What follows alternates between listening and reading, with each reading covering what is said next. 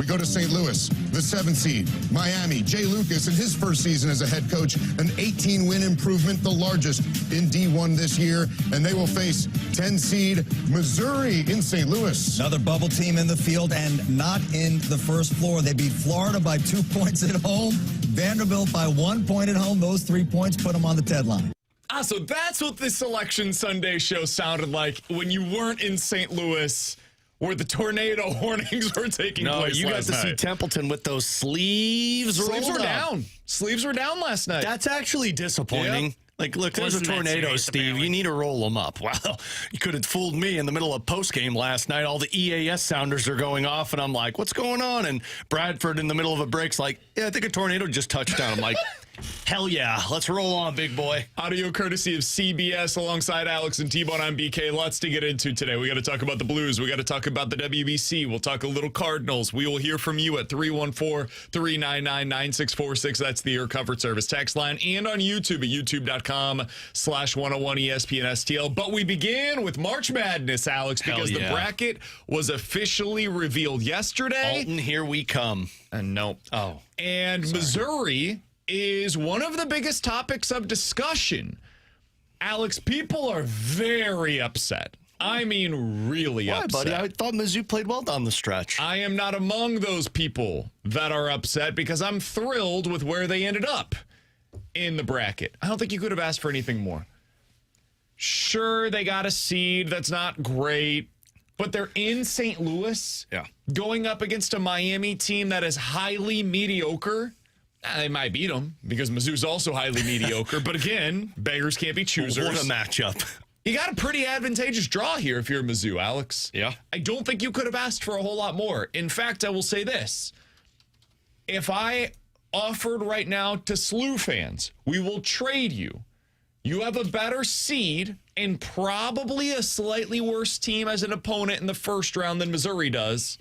But you get to come play in St. Louis as the 10 seed, and then in the second round, you get a 2 seed instead of the 1 seed if you're able to advance. Again, playing in St. Louis, would you rather that draw than what you got? I think the answer is yes. I think Missouri, of the 3 teams locally here, based upon their seeding relative to that, got the best draw of the 3 local schools. Yeah, I mean, they did. Like, I think the biggest win from all of this was you get to play in St. Louis. Like, if you're Mizzou, you get a matchup that 50-50 toss up in the air, but you give the slight advantage because you're in front of a home crowd that's going to travel well for you against Miami. And I think if you're SLU on the other side, and I saw some people posting about how they were frustrated SLU didn't get the St. Louis bid. Yeah. I think if you're SLU, you're envious right now because you got a matchup, or you would have had a matchup that you probably would have been, once again, 50-50 with, but being able to be in front of the home crowd is everything. So, look, I think for both schools, you got a real tough draw when it comes to the second round matchup, and probably tougher for the Billikens than it is the Tigers. But, look, if we're talking about you win one round and you get to do it in St. Louis, that's the biggest win you could ask for if you're Mizzou. And as we've seen with Missouri, they play well when they're on their home floor, and it's going to feel like a home game for them this time around. So it's definitely a big win for them in that draw going up against Miami, who is kind of the Spider-Man meme of them. Like, they're very similar to each other. I think right now I'm leaning Miami, but with this being as a potential home game for the Tigers, yeah, it's a huge win for them. And maybe the best part for them as well is if they do win, they get maybe the weakest of the 2 seeds in Purdue. I thought Purdue was going to be a 3 or 4. Now, that's nitpicking. Purdue's still a very good basketball team. But, yeah, I think Missouri was the one that came out on top of the 3 because they get to play here in St. Louis. We've seen they play well when they're on their home floor. So when they get a home crowd, which will be in their favor for that matchup, that should help them out a lot, which is a huge benefit for them. And SLU would definitely love to flip with them if they could. It's very rare that you get this. So, similar situation. The last time a number 10 seed played in its home state for the NCAA tournament, first round, was 2008 when South Alabama got to play in Birmingham. So it doesn't happen. And I honestly, if I'm a Purdue fan, I'm kind of annoyed by this. Because for the first round, like, Miami fans should definitely be frustrated. That's stupid. This should not have happened. I say that as if I'm just going to put my neutral observer hat on that's not a Mizzou fan, this is silly. You could have just flipped them with, like, UCF put them over in that side of the bracket, put UCF in this region, and now you don't have to deal with any of the location stuff. However, don't know if you guys have been watching the news.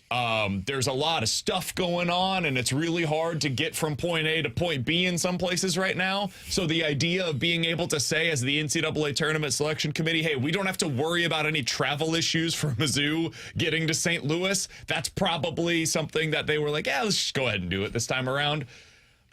I'm happy. I get it if you're a Miami fan or you're a Purdue fan today, or and you're not Queens thrilled. fan. Don't discredit the 15 seed. And like I said, a Miami fan or a Purdue fan today. Yeah. Wow. Elsewhere, I mentioned SLU. They get Georgia in the first round. That's about as good as you could ask for. I don't think Georgia's very good, Alex. Like, I would rather play against them than Iowa, for example. Iowa's not the kind of team I would have wanted to see. Ohio State has some juice to it. I think Utah State is a really good team. They're going to be a very trendy upset pick in round one. Those teams, I would rather see Georgia than.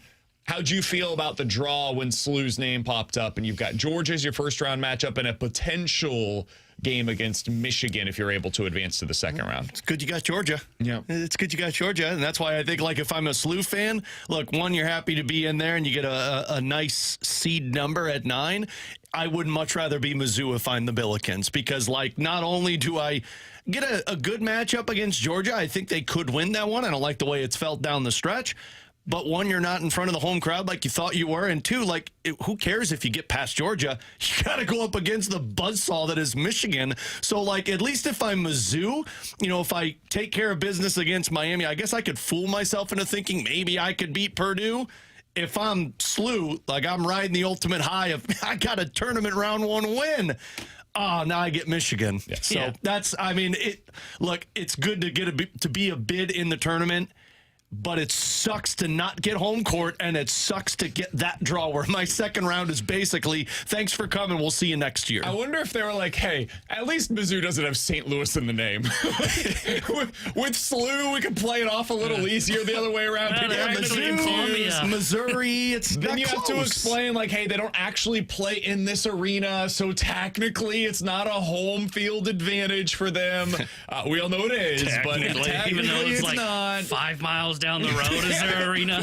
So I think they were like, let's just, even if they did think that Missouri was a better team than SLU, I don't think they probably did based upon their resumes. But even if they did, just give Mizzou this one and put SLU there. Illinois, T-Bone. Again, feel pretty good about this. I think Houston's a up and down team. They're the kind of team that I think Illinois should be able to beat if they get that far.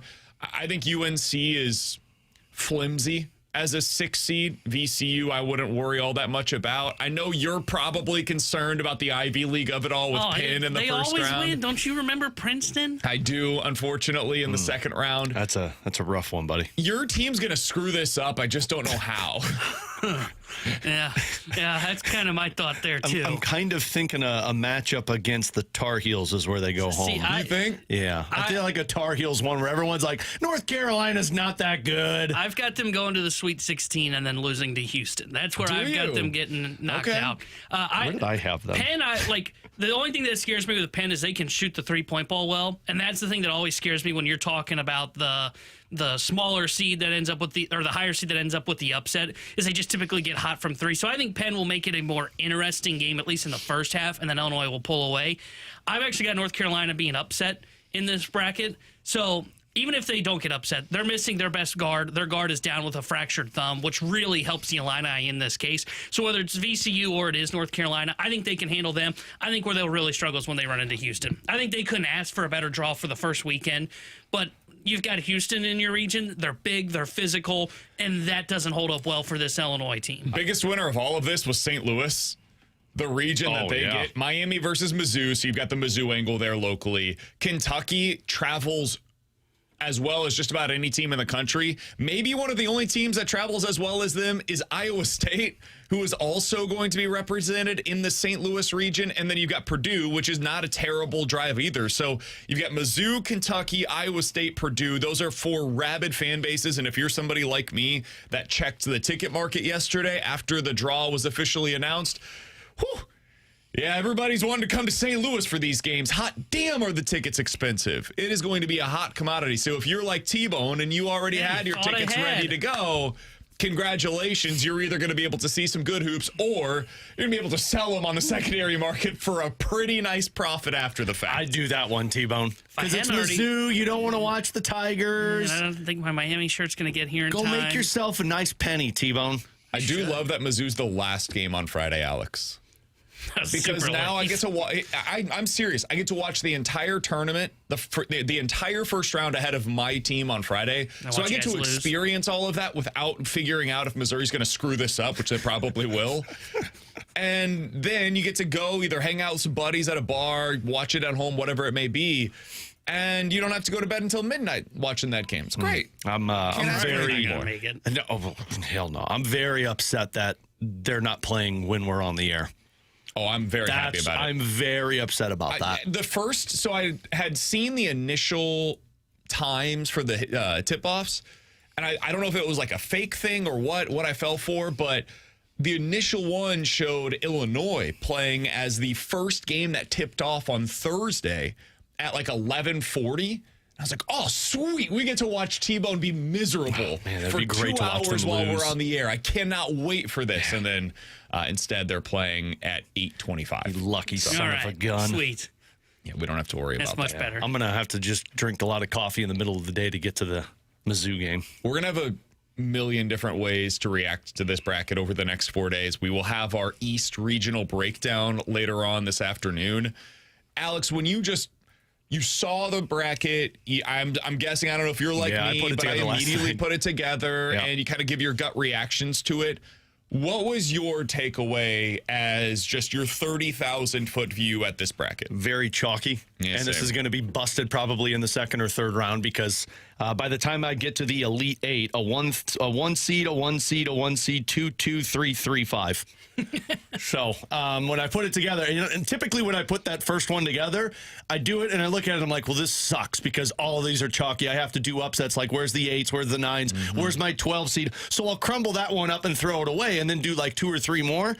But yeah, I feel like I'm going to be going chalk pretty much every time I put it together. I had 4 1s, 2 2s, and 2 3s. And my Elite Eight. I actually had the 5 was Illinois versus Vanderbilt in the Elite Eight. Vandy got screwed. They got a really tough. They did. I think they might lose to McNeese. They did. I have Vandy though. Not, but I think they should have been like a 3 or a 4 to drop all the way down to a 5. That was rough. I think I heard Parrish saying that they should have been like in power rankings. He had them as 12th, so like they should have been one of those 4 seeds.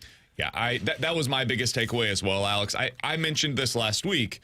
I think we're in a different era in college basketball right now. I think the NIL era has made the NCAA tournament by the time that we get to the Sweet 16 even better because the matchups are amazing. You've got these teams that legitimately go 7 deep, and they're really, really the top of college basketball this year is as good as it's been in a very long time.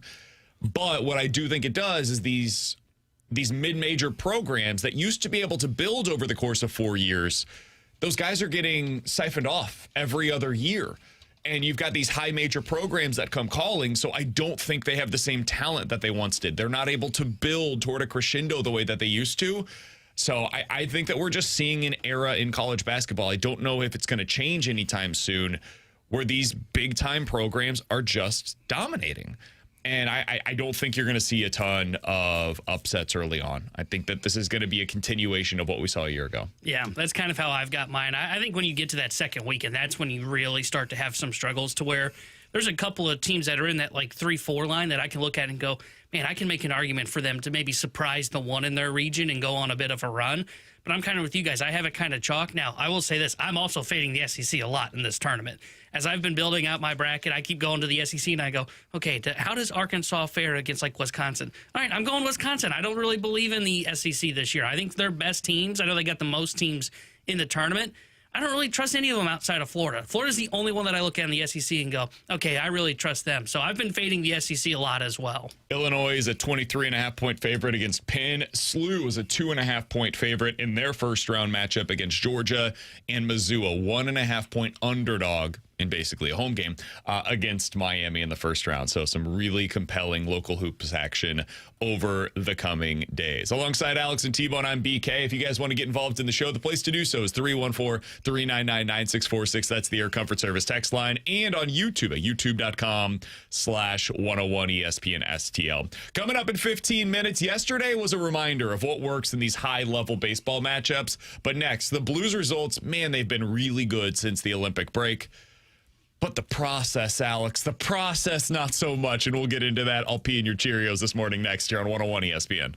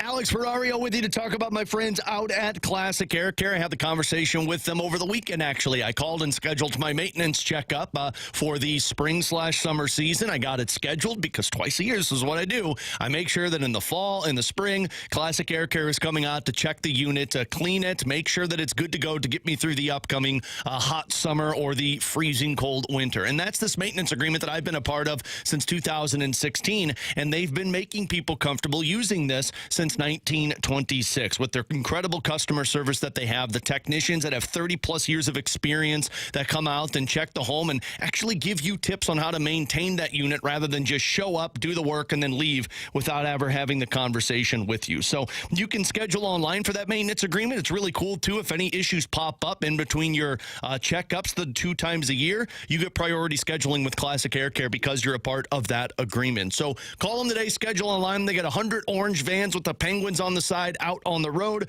They're open 7 days a week with after-hour techs on call. Plus, they have electrical work that they can do for your home if you need that, too. It's Classic Air Care and ClassicAirCare.com.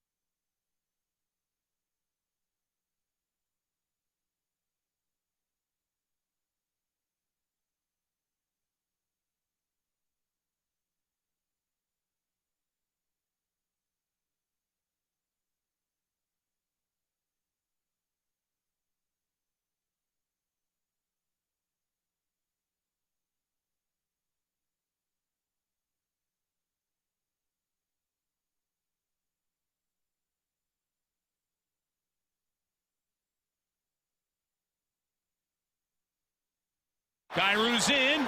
Around one. Backhand save. Might have hit Nurse. And the Blues get it straight away. Fowler waiting. Thomas in the circle. Fires. Score! Game winner. Robert Thomas. With 8 seconds to go in overtime. Bring out the Zamboni. The Blues have won again. It's the month of March. They're either, we got a bunch of Irish guys, and they love the month of March, or they like March Madness, or spring breakers. I don't know, but I don't know what our winning percentage is combined the last 2 Marches, but it's pretty phenomenal. It's like 80-something%. I can tell you what it is. Prior to that game yesterday, they were 18-2-2 in the month of March over the last 2 seasons. Pretty damn good. Yeah. What happened yesterday? Womp, womp, womp. So 18-3-2 now? 18-3-2. That is what it sounded Still a like good yesterday, on Friday night, as the Blues took down Edmonton in overtime. What was a continuation of a hell of a stretch of hockey by this team, Alex. Now, I want to start out with this. It's been a lot of fun to watch. Just watching compelling hockey is better. We have to do this for our professional lives. So for you at home, We get to do this for our professional lives. for you at home, you could just tune out. You say, you know what? No more. I'm good. I'll be excited about the top 5 pick. But for right now, I don't really need to watch crap hockey.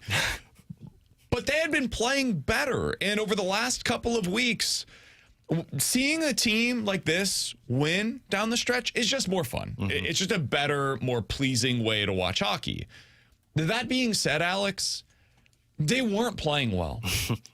They were getting great goaltending, so I will give full kudos to them. Since the Olympic break, they are first in save percentage, and that's backed up by all of like the goals saved above expected numbers, the nerdy stuff. Yeah, it's been amazing what Benner and Hofer have done. I keep going Hofer versus Husso. I don't know. It's not Husso, okay? He's bad. Looks like him though in his But prime. the offense has been dreadful. The power play has 1 goal in more than 29 minutes of power play opportunities since the Olympic break. I think they're clipping at about like a 5% clip right now. Penalty kill has been like average.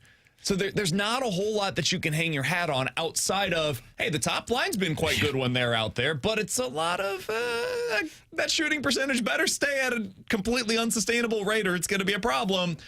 And our goalies are saving our bacon behind us. So, Alex, what are you seeing that's changed? I mean, what's changed is your goaltending, and you have a top line. That's what's different than what we saw pre-Olympic break. You didn't have a top line that could generate a lot of offense and just be a terror to deal with, and your goaltending wasn't making the timely saves that they needed to. Like, their penalty kill actually has gotten better since the Olympic break. It's just it was so bad early on that it's just kind of like been floating around. I think since March 1st, they're 4th or 5th best in terms of penalty kill. Power play is abysmal. Awful. But like... They were better on the PK than the power play on Friday night. Yeah. Legitimately better on the they had penalty kill. two breakaways on the penalty kill versus 1 shot on goal on the power play. But like when you look at what they did after the Four Nations break last year versus now, yes, the goaltending is really good, but they weren't allowing chances last season. They are allowing 30.1 shots per game to their opposition since March 1st. And here are the teams that have allowed more than them. Seattle, which, yeah, that's apparently a playoff team. Tampa, Wild. Calgary, New York, and Toronto, all bad teams. Those are the teams that have been allowing more shots on goal than the Blues since March 1st. So what's changed and why I was starting to buy back in? It's one, because of how elite your goaltending was. And the hard part for like going all the way in with it is that's just hard to believe it's sustainable. Now, we saw it last season where your goaltending was good from start to finish, but I think you saw in that Winnipeg Jets game last night that dam will break at some point, because if your team's playing poor defense in front of the goaltender, they're not going to be able to stop everything. And look, Binnington probably needed to make a couple of saves yesterday. I'm not ashamed to say that. But 2 breakaways and 1 4-on-2 that came right down the gut against the goaltender. Like, if you're going to give that up, your goaltender can be magical for a couple of games here and there. You're not going to do that for 15 straight games. You just have no margin for error. Yeah. Like, when you're playing this way, it is such a thin margin for error for you. You've got nothing else that you can lean back on. It's just your goaltending right now. And occasionally that top line has been great. But other than that, man, like...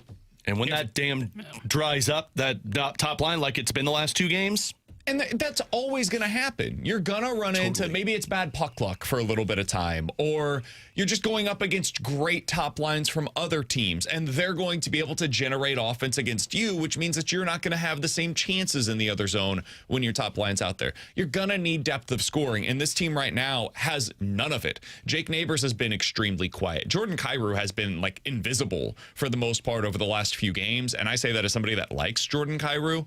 So what you have now is a team at 64 points at this point in the season.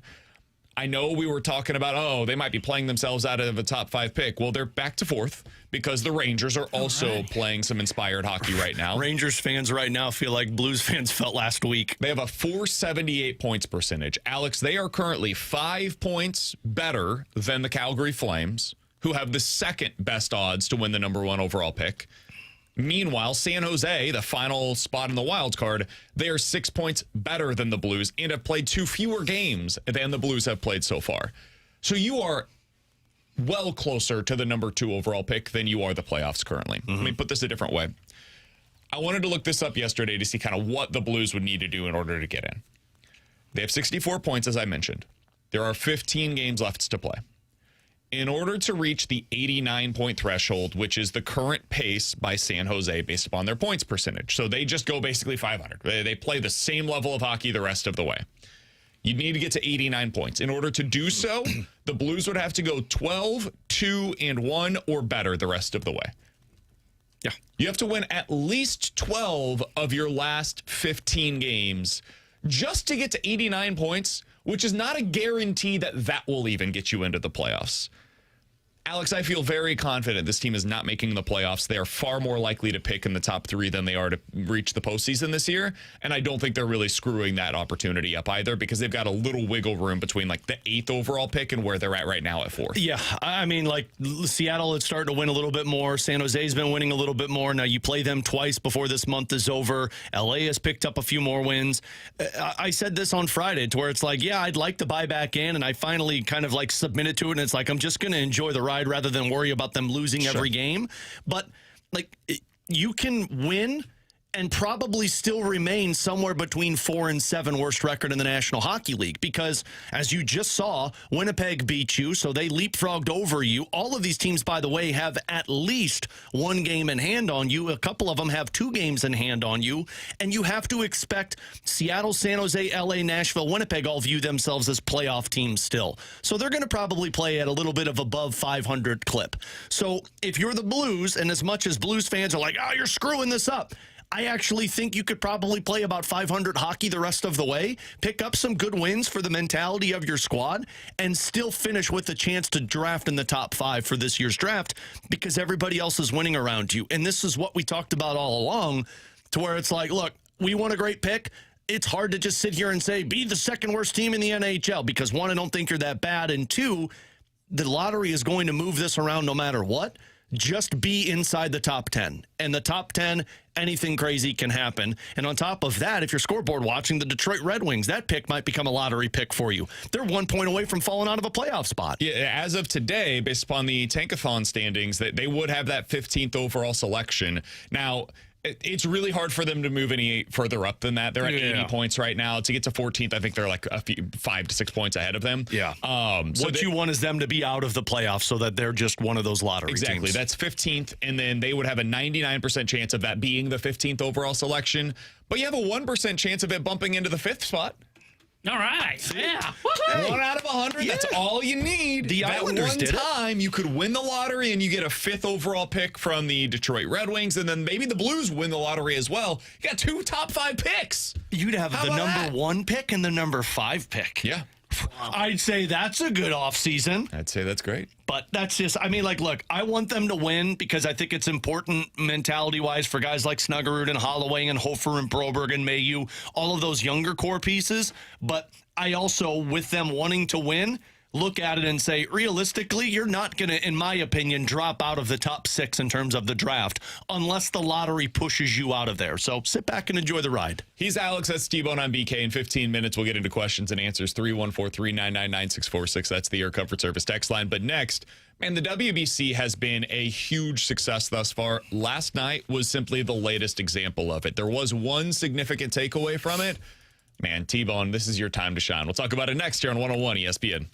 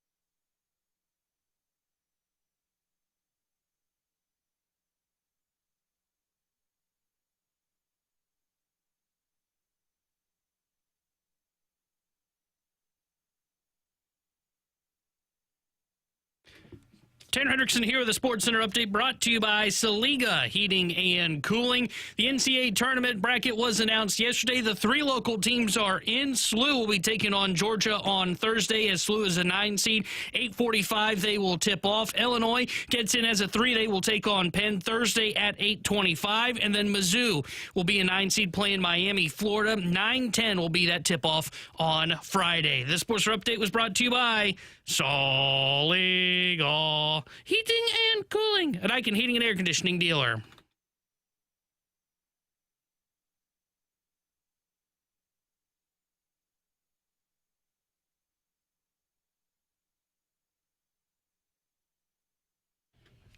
Alongside Alex and T-Bone, I'm BK. The World Baseball Classic has been great, Alex. I don't think you could have really asked for a better tournament thus far.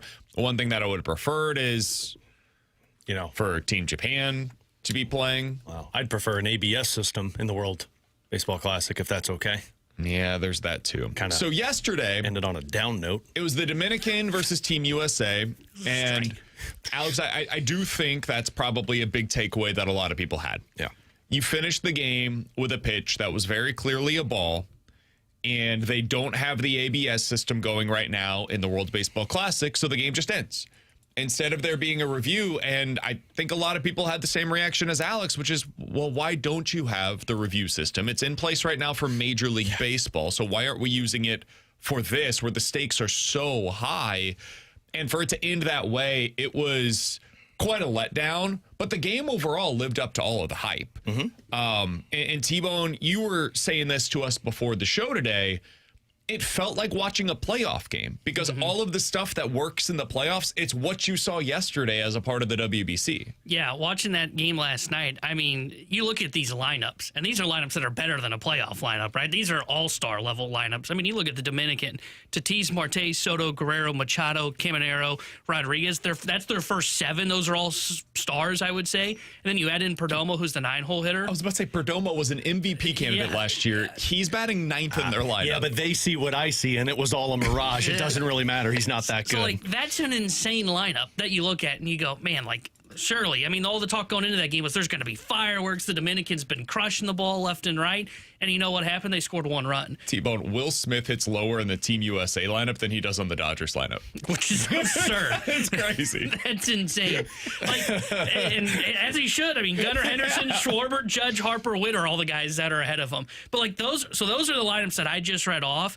And it's the same thing we see in the postseason that happened as well, which is great pitching will always triumph over a great lineup. I mean, you look at what USA threw out there yesterday. Skeens wasn't even his best self, and he still went 4 1/3 and only allowed 1 run against that lineup. He should have gone deeper into the game. Well, pitch restrictions and all that crap. But I was just seeing if I could set BK off over there. I will not fall for the bait. I will not fall for the bait. I will not fall for the bait. I will not fall for the bait. God, John Schmaltz is so miserable on these games. I mean, oh my God. Is he a great pitcher or is he a great pitcher? I mean, let's go a little deeper into the game Schmaltz first. Well, Schmaltz could go deep into a game. Paul Skeens apparently can. Are you falling into this yet, buddy? Come on. The reason I bring that up is because, we've seen this in the playoffs. We've seen this I bring this up at the All-Star game, but people will yell at me and say, that's just an exhibition, T-Bone. Okay, well, this was guys truly trying, right? This was for their country. You could see how much the Dominicans really cared about this, how much the U.S. guys care about this. So the hitters are up there trying, and the pitching's still blowing them away. That's just how good pitching is in modern baseball today, and it's a reminder as to why the Cardinals are trying to catch up to the arms race and what Heim's been trying to do in this first offseason in charge. And then the other thing is slug, baby, slug. You look at the 3 runs that came across the score yesterday, and they were all 3 solo home runs. That's the only way to really get to good pitching. No one was able to put up the big crooked number, which I thought would eventually hurt the U.S. It ultimately did not. But this is playoff baseball in a nutshell. You have to have elite pitching to get these best lineups out when you get to the playoffs. And then when you get to the playoffs, you have got to hit for power because you cannot single and manufacture offense against guys like Paul Skeens or when you go up against the Dodgers in their elite rotation. You have to slug. And that's what happened last night to help the U.S. win. They got 2 solo home runs, and that was the determining factor in this one. The only player with multiple hits yesterday was Ketel Marte. I knew that guy was a great player. There were a total of 15 hits overall in the game, and the only ones that scored were the ones that went over the wall. That's it. it's that hard to put together consistently high-level at-bats against this caliber of pitching. There were only 2 walks yesterday in that game, guys. That's my baseball right there. When you get into the playoffs and you're seeing this level of pitching, and by the way, yesterday it was good pitching. Severino is not supposed to be that. By the way, Alex, your guy Severino, hot damn, man. He was awesome yesterday. He's awesome there. The problem is you got to get him awesome in the regular season from start to finish. Like that. That's why he's the Jordan Bennington starting pitcher. In his defense, he said publicly he hates playing at a minor league ballpark, even though he signed there. And I mean, like, look, the regular season. Most money. What are you going to do? Especially when you're a pitcher, like the regular season, when your aspirations are the playoffs, like it's hard to be that fully engaged. And that's why the World Baseball Classic is so good, because these guys like actually care, just like you do when you get to postseason baseball. And I wasn't sure if that was true for Team USA. Well, they obviously didn't against Italy. I don't think they did in that one. It almost feels as though they've been trying to convince themselves that this matters for the entire tournament. Like, if you watch the Dominican, I don't have to imagine how much this means to them. You can see it. You can feel it based upon the energy. And it's not manufactured. It's all real. And you can feel, like, the big moment. Junior Caminero, for example, his home run yesterday. It was a party. It was a celebration for every person from that team. They literally came out of the dugout to present him with the jacket after he hit that home run to celebrate on the field. It's awesome to watch. And that's what makes baseball so fun, is those kinds of moments. And for the USA, it almost feels as though they're kind of like going through the motions at times. But yesterday, I felt like you could sense some of that emotion, really for one of the first times in this tournament thus far. So it was a hell of a lot of fun to watch. I think baseball's got something here. I do not think they should do this too often. I don't think this should be an annual event, kind of similar to the Four Nations. The Four Nations thing. Wow. And a couple of years ago when the Cardinals played in the event down the Field of Dreams. Not the Field of Dreams, at the Rickwood game. Yeah. I think a lot of people saw that and they were like, do this every year. What baseball, I think, has done a really good job of is they don't overdo them. They don't become the NHL with the Winter Classic or the Stadium Series where it becomes oversaturated and it feels like there's 6 different games that are all played in that kind of an environment every year now. Mm-hmm. It's still special. When you see the WBC, there's still a novelty aspect to it. And when you see like the Field of Dreams game or Rickwood or wherever they decide to go, there's still something that feels unique about it. And when you get that, it adds more anticipation. It feels more like you have to wait to get there. So I like the way that baseball has gone about this, and it's produced one hell of an event. And I think the championship game is going to be amazing between the U.S. and whoever ultimately advances. I really hope it's U.S. versus Italy. I saw somebody say that if it's USA versus Italy, not one player played in that game is born outside of the U.S. That's crazy. Well, I mean, it's the B team of U.S. That's what I saw. I forget which baseball person put it out there. I don't think they've got a true Italian on that roster. Yeah. I could be wrong. I mean, it's USA's B team, right? So it's basically A versus B team here. So I'm kind of rooting for the other side. Venezuela's lineup, I think, is going to be tough for Italy to overcome. I just don't want to root against my homeland, you know? Did you see they're switching it up? They're going with Aaron Nola tonight. Italy is. Instead of going, I actually think that's a mistake because the reason I call it a mistake is because I would not want to go Lorenzen twice against the U.S. Agreed. They got to get there first. I would go Lorenzen. He was so good. I would trust him against that Venezuela lineup. Yeah. I mean, and I think you have to. Isn't USA throwing McLean? I don't know who they're. I thought they're throwing McLean, and that's the guy that lost to Italy. That's what they said, that McLean was going to get the start for that next game. I'm not sure. I don't remember who. I don't know who they're going with. Are you talking about for Venezuela? It's Montero. No, for USA. Oh, I'm not sure. USA's next game. I thought I heard them say McLean is going to get the start. If I'm Italy, like Lorenzen was so good against the U.S. lineup, I wouldn't have any hesitancy to throw him in this game against Venezuela. And Nola was good in his outing too against Mexico. But then I also don't want to give them another look at Lorenzen again, which is why you can't prepare for the next game. You got to get there. Sure, but the reason the reason I bring this up, the reason I bring this up is because do you think Team Italy is doing this because they think they've already punched their ticket to the championship? Like, we're already a championship team. The reason I say is because they were both so good that you can trust both of them. I think at this point, and like let's be honest, if you're going off what they did last year, they both sucked. So true. I would just go Lorenzen. I would stick with what you already originally planned, and then also just the added benefit, if you do get through, you avoid Lorenzen going twice against that great U.S. lineup. By the way, Alex, the text line, we've got from the 314. There's no doubt that they're right. Alex is correct. McLean is pitching on Tuesday night, according to the text line. So we'll see if the that text line is my Wikipedia, so I'm absolutely correct. I thought I saw DeRosa mention that, and it's like, oh yeah, let's go back to the guy that it's the reason you kind of lost that game to Italy. Can we make a last-minute trade of Waino jumping in for the call? I'm in. On Tuesday. No, I want more Schmaltz. Schmaltz. I know, but I just like seeing BK's. Sometimes I think he does say good stuff. It's not a lot, but sometimes he's not a terrible broadcaster. He just hates baseball. There was a time yesterday where he's like, I would pull stuff right with all the energy. He just like yelled, so he has to be out of energy. I'm like, I don't think that's how it works. No, Schmaltz. typically you have a lot of that in there. He's like, I would never show emotion. I was like, yeah, because you were boring. I mean, he is a Hall of Famer. So he was a truly great player.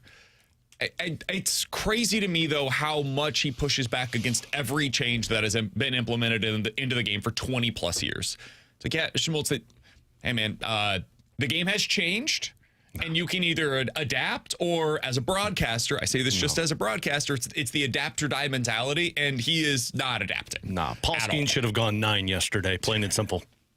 Him saying that Paul Skeens doesn't go deep enough into games. When I heard him say that, I'm like, oh, BK is going to lose it on that one. He was top 10 in Major League Baseball in innings pitched last year. 21 of his 32 starts went at least 6 innings. None of those games mattered, though. This one was more important than all of those games. He threw almost 190 innings last year. Not a gamer. Not a gamer. I mean, I don't think the Cardinals are going to have a guy touch that mark this year. The Cardinals are going to have a guy that hits 150. They'll have at least one or two. If you can strike guys out the way that he does and throw 190 innings, I mean, I'm not worried about you getting deep into games. Again, 21 of his 32 starts, he went at least 6 innings, and this wasn't like the bulk start Miles Michaelis stuff. He allowed more than 2 earned runs in those 21 starts once. He has an ERA below 2 in his freaking career. 20 of his 32 starts last year, 6+ innings, 2 or fewer earned runs. Hey, man, you guys are arguing with me. I'm not the Hall of Fame baseball pitcher, okay? I'm going to go with a guy who has got a Hall of Fame. What do you guys have up at Cooperstown? You got a shrine with your face on it? Never been there. Coming up next, questions and answers here on 101 ESPN.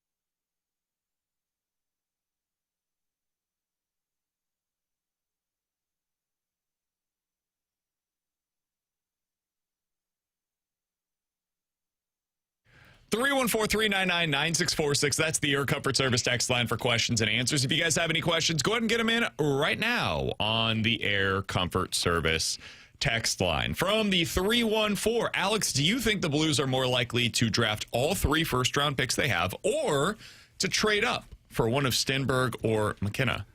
I think they're more likely to draft all 3 first-round picks because if you have the opportunity as an NHL team to draft a McKenna or a Stenberg, I don't think you're passing that up. I think I agree with you there. It's going to be very difficult to move in to the second overall pick. You're not getting the first overall pick. My only hesitancy with it is I wonder like how teams view the other players around. Like Stenberg's really good, but the way I've read a couple of these insiders putting it out there, like there's a couple of potential franchise defensemen available. And I mean, we talk about it all the time. Like your team's not going anywhere until you get a really good defenseman and a really good goaltender. So I think it's more likely you draft all 3 because I don't think you're moving up to that 1 or 2 spot.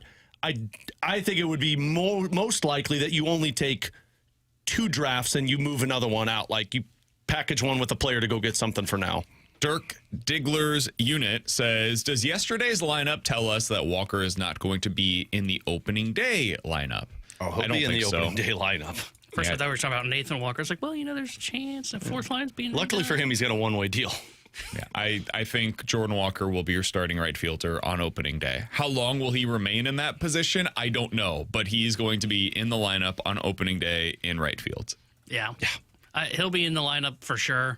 How long he's there is a better question. I think originally I said 6 weeks. I don't know if Baez tears it up early on, he may be out quick. I mean, he's already going through another one of those, what do they call it? Work behind the scenes in the batting cage. He's in the lab. Which they try to sell as a good thing, and it's typically never worked out. He's in the beat laboratory. It's not great. It's happening in spring training. Your mom's sanitation engineer says, hey, guys, do you think that Mizzou or SLU will make it further? I think both are done in the second round, if they get to the second round. Yeah. I think Mizzou loses in the first round and SLU loses in the second round. If I had to pick one to go further, I lean SLU because I think Miami is just like Missouri. I think they match up pretty well against Missouri. You think SLU can get past Michigan? No, I'm saying who gets further overall. Oh, I got you. I could see where Missouri loses to Miami in the first round. Yeah. I kind of really like that matchup for SLU with Georgia. I can see them beating them, and if you had to pick one to get to the Sweet 16, who do you think is more likely? Because I think Mizzou is more likely to lose in the first round. I also think Mizzou is more likely to end up in the Sweet 16. Yeah, there's no chance for SLU against Michigan. Yeah, there's no chance for SLU against Michigan. 314-399-9646 is the Air Comfort Service text line from the 618. Guys, it seems like Vegas and Seattle are destined to get NBA teams. What do you think about the fact that both of them have passed over St. Louis?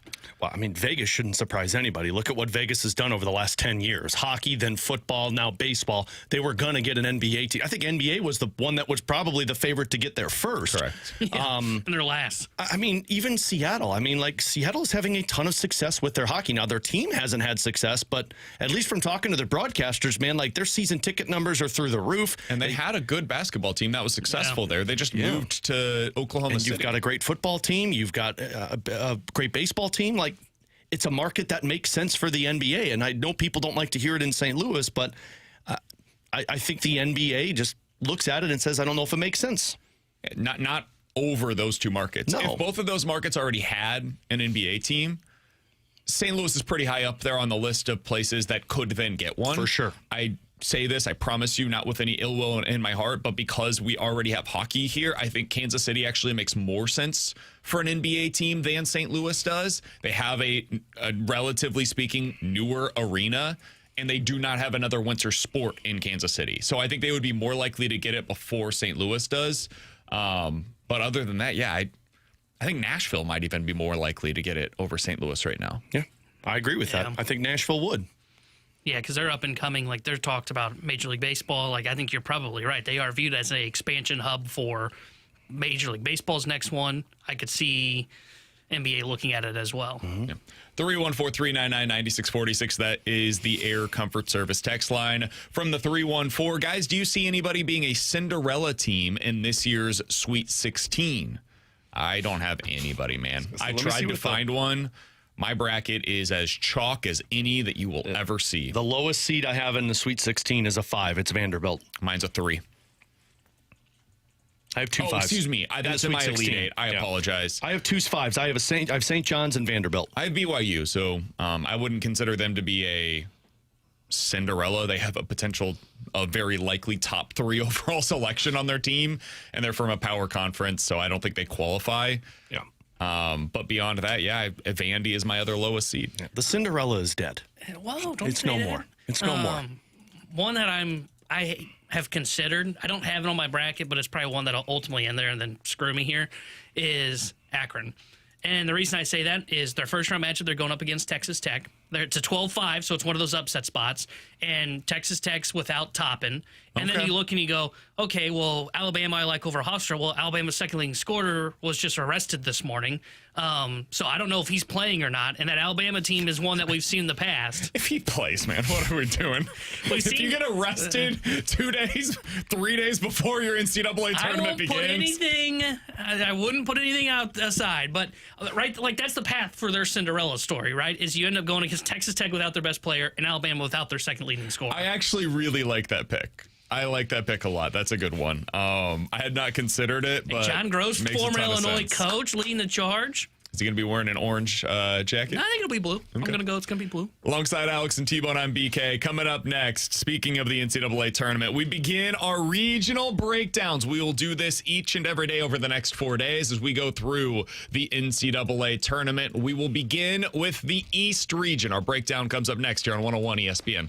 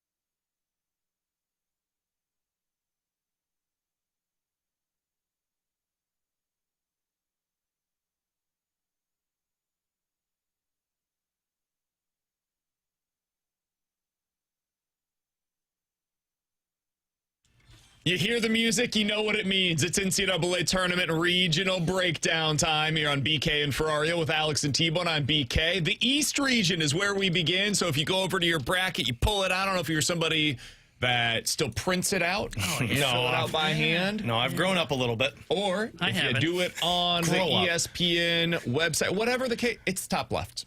That's the one. Thanks, buddy. That's where we're going. I appreciate you. This is Duke's region. They're the #1 overall seed. And they're the team that a lot of people are going to be selecting to win the NCAA tournament this year. I agree. This region's ridiculous, man. You've got Duke. You've got Pitino at St. John's. You've got Bill Self at Kansas. You've got Izzo at Michigan State. You've got Hurley at UConn. Jesus. I mean, I think it's 7 NCAA titles between these teams. I think I heard Parrish say there's 6 future, Namath Hall of Famer coaches in this region. Yep. That's absurd. So good luck, everybody. Yeah. Congratulations to Duke as the #1 overall seed. Duke could have just gotten the Florida bracket and smooth sailing. We are going to go through each region over the next few days, Alex, as we lead into Thursday's tip-off of the NCAA tournament. By the way, you can get in on our Bracket Madness Pick'em Challenge right now at 101ESPN.com. Free to enter. Top scorers going home with a $250 Amazon gift card and a 101 ESPN prize pack. It's all at 101ESPN.com, and it is refreshed by Bud Light. Easy to drink, easy to enjoy. So for this particular region, what's the first round game you're most intrigued to see? Mine's Louisville and South Florida. I think you got 2 of the highest scoring teams in the nation going head to head with each other. I love the over in this game because I'm already looking at that on my Underdog app. But I just think this is the one that's probably going to be the most exciting and probably the closest game of most of them in the East bracket. Over-under set at 165.5. I would take the over. Somebody's hitting 100 in this one. That is also the game that I am most intrigued to see. South Florida's decent, man. Mm-hmm. Yeah. And they will fly up and down the court. They played against Alabama earlier this year. And a game that finished with a final score of 104-93. That's I think the you over. could see something similar to this one with Louisville. That is the game to me that is most intriguing. Yeah. T-Bone, did you have the same one or did you have something different? I had the same one as you guys. It's the one that I look at and go, I really don't know who to go with. And especially when you add in a question mark to Louisville where their best guard's dealing with a bit of a back issue, you don't really know what you're going to get from him. It's the one I'm having the toughest time picking so far in this region, which means I think it's going to be the best game. Yep. And I think my answer is going to play into the next one if I know what the next one is. The upset. Next question is the most likely first-round upset. Yep, this is it for me. USF? I think UCF is another team that you could look at and say, maybe on upset watch, but I think this one's more of an upset. That too? That's I've got UCF as my upset in the first round over UCLA. Louisville limped their way to the finish line. They won 4 of their last 8 games, and I always look at that going into the tournament. So if we're talking 2 teams that really can't play defense and are going to be high shooters, I'm going to take that 11 seed taking down the 6 seed. You mentioned the one that I'm going with, which is UCLA. Man, Mick Cronin all year has been talking about how much he hates his team. That's all he does. He just complains about his team all year long, and eventually I think they're going to prove him right. Now, they can really shoot it. They're a good 3-point shooting team, and T-Bone, you've seen them a couple of times this year. I just don't trust them. I don't believe in them at all. I don't think UCF is any great shakes, but if I'm looking at this region to see what's the most likely first-round upset, give me UCF over UCLA. Yeah, I think the one that's most likely, I'm with South Florida. I just think that injury to the guard for Louisville could be something that plays into him. Can I give you one that I keep going back and forth on? Please? But I keep telling myself, Tanner, don't do it. You're not that stupid. CA Baptist over Kansas? Yes. Really? And the reason I I was say joking that, about that. the reason I say that, one, you never know what Peterson's going to do. He might be cramping at halftime, supposedly. Does it matter? I was going to say, who cares? Their offense has not been very good in the home stretch. And the reason I bring that up is because California Baptist, top 15 in defensive efficiency field goal percentage against. If they can really lock things down, slow down you, Kansas. me, and Alex. Dude, this is the worst pick ever. I say that as one I'm just considering. They got beat by BYU, a 6 seed, 91-60 earlier this year. I think California Baptist is going to keep this close. Do you know who their best win is against this year, T-Bone? I can't even name who's in their conference. Do you know what conference they play in? The Big America. I don't even know if it's a conference. Isn't it like the Ohio Valley? SoCon or whatever? No. WAC? Yep, the WAC. There you go. They are in the Western Athletic Conference. I think it's smart you don't go back to Utah it. Valley multiple times this year. I think they just hate best Kansas. win. I don't know what to make of Kansas, to be frank. But I don't think they're going to lose to again, CA I didn't Baptist. say right now in my bracket I have Kansas, but that is one that I am monitoring because I could see where this thing becomes a slugfest. And if that's the case, anytime you start putting pressure on that higher seed as we get later into the second half, we really start to see those teams shrink. I am surprised. It's only a 14.5-point line, which is actually a lot smaller than I would have anticipated. Stop trying to justify it for Credit him. where it's due. It's terrible. YouTube chat, I hate paper straws, says Cal Baptist is feisty. Oh, They have the jeez. third leading score in the country this year. So there you go. Maybe T-Bone's onto something. All right, your sleeper team to come out of this region is who, Alex? St. John's. I find myself every year going with this one, but and how often does it work? Well, I don't know, but I mean, they took down UConn twice in the last month and a half. We'll get to them here in a minute. I think if there's a sleeper team, here's the thing: there's no sleeper teams in my opinion in this bracket. This one's probably about as chalky as it gets once you get past the round of 32. But if I had one, because I do have St. John's getting to the Sweet 16, and that's where their run ends. But that's my sleeper team. They just don't score. This time They of got the a year, great big man, though. I do not believe in teams that can't score, and St. John's doesn't score Defense enough. wins championships, dog. Yeah, if you can put together last year. the necessary offense. So, yeah, I don't believe in them at all. I don't know if this is even considered a sleeper. I've got Michigan State as my answer here. Nah. The reason being, everybody's going to pick Duke to come out of this region. You can't So if pick you're- a 3 seed as a sleeper. Who else are you going You with? got to go at least below 4 for a sleeper. Louisville, then, I guess. That's terrible. That's even worse than T-Bone CA Baptist. I think all of these That teams wasn't have. bad. I think Duke is the best team in the country. I agree. So I This do is not Duke have coming these out of it. teams advancing. I do not trust St. John's. You guys mentioned Kansas earlier. I don't think they're losing to California Baptist. I do think they will lose against Duke, though.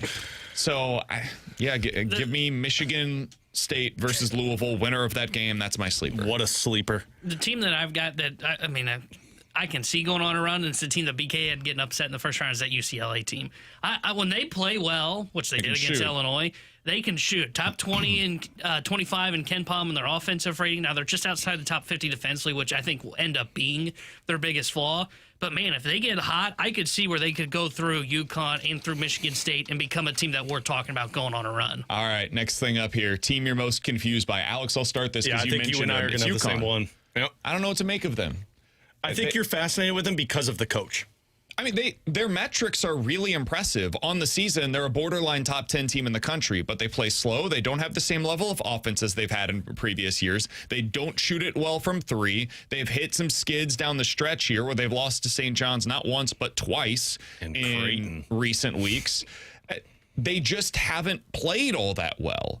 So, I don't know what to make of them because of their seed line. If they were a 4 or 5 seed, I'd be like, yeah, UConn's awesome. They are better than what their seeding suggests. But as a 2, especially in this region, I do not have them making it to the Elite 8. I have them losing against Michigan State in the Sweet 16. That's what mine is, too. And that was the one that I was most confused by just because of how their stretch has gone and where they're ranked at and who they're going to have to go up against. But they can make it to the national championship.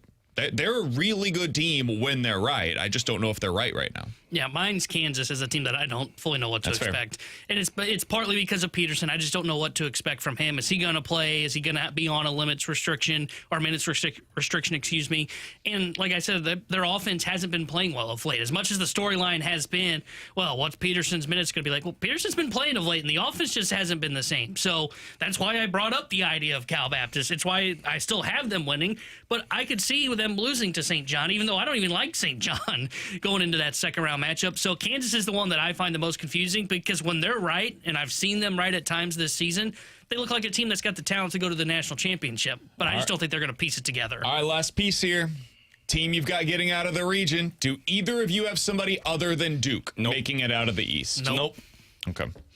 Yeah. The injuries don't concern you? No. Because they do have a couple of significant injuries, including Caleb Foster. We don't know exactly what the situation's going to be with him. He's probably, they said, Final 4 if you get to that point? Yeah. Yeah, I just think Caden Boozer is just such a difference maker. Cam. Huh? Caden's the other one, but Cam's the guy that you like. He's the best player in the country. No, Boozer's the one that's back up to Foster, right? Cameron Boozer is the really good player. No, but what I'm saying is, don't they have another boozer on that team who's filling in? You know what I hate? When somebody corrects me when I'm right, and I just did that to you, and I apologize. Was I right? You I don't were know. right. You two are confusing the crap out of me. There's Alex two is boozers correct. on that Yes. team, right? Cam Boozer's the best Cam player in the Boozer country. and Caden is the one that Boozer fills in is the for one that Foster. fills in, and that's why I'm saying you were correct Okay. on this. I was gonna I say. apologize for correcting you when you were right. I listened to Parrish and Norlander last night, and I'm like, I know I can't be off on that one, but that's where I was. Good job by you. I think that one on top of Boozer being the more dominant one, like the Boozer brothers, I think carry this team because as difficult of a region as this is going to be, Duke is just the better squad from top to bottom. From the 3-1-4. Guys, I'm putting BK on tone watch today. It's early in the week for our boy. I think we just got it. Yeah. It was it right there. Tone watch. That was the moment. No, I was more confused. I'm like, I know. I listened to 75 minutes of Parrish and Norlander last night. I'm like, I know what's happening here. Yep, you are 100% correct. Everything you just said was I right. looked to T-Bone for guidance, and he just was like, put his hands up. He's like, it's all you, man. I'm not jumping in on this tone. This region, though, I didn't have enough confidence to back you up there. this region's really fun because, like, Kansas at its best can beat anybody. Yeah. Because if Peterson's right, that guy can score with anybody in the country. Duke at their best, I think, is the best team right now. There's nobody when they play their A game that I think can beat Duke's A game right now. Michigan State, T-Bone, you've seen them. Yeah. They're ridiculous. They got some good guard play. UConn at their best is really good, but I don't trust that we're going to get their best. And then the other team I'd throw in there is like Louisville's really good. Louisville's solid. St. John's, like I don't buy into the lack of offense, but when you've got that good a defense, you can make any game a dogfight and make it uncomfortable. So this is a really fun region. I think it's the toughest region to get out of. Whoever gets out of it will have earned it. But yeah, I've got Duke coming out. You guys do as well. Mm-hmm. I think here's the one thing about making brackets this year that's going to be a little tough. If you're entering into a big pool, I'm not sure the value is there on picking Duke because so many people are going to take them that you're going to have to get so much other stuff right to make yours different to actually come home with the first place prize. I know this sounds strange. I actually think just by a game theory, the best thing you can do is avoid picking Duke this year. Have Duke lose to Michigan State. Yeah.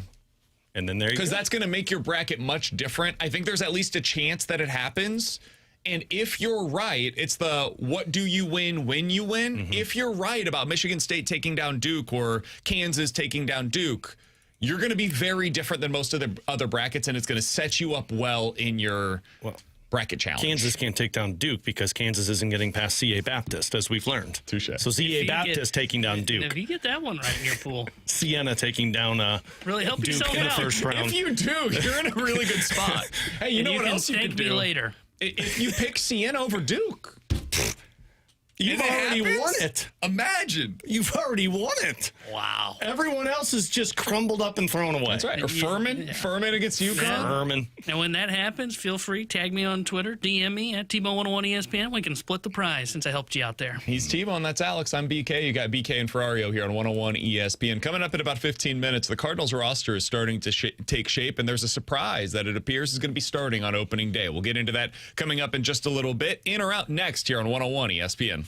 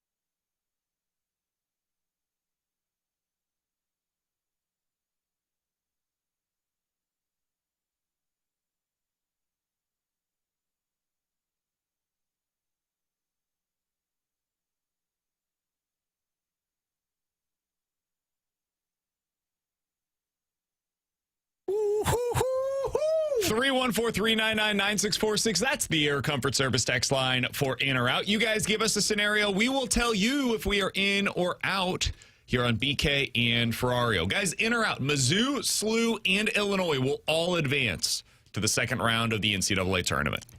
Out. Mizzou's the one I'm nervous about, man.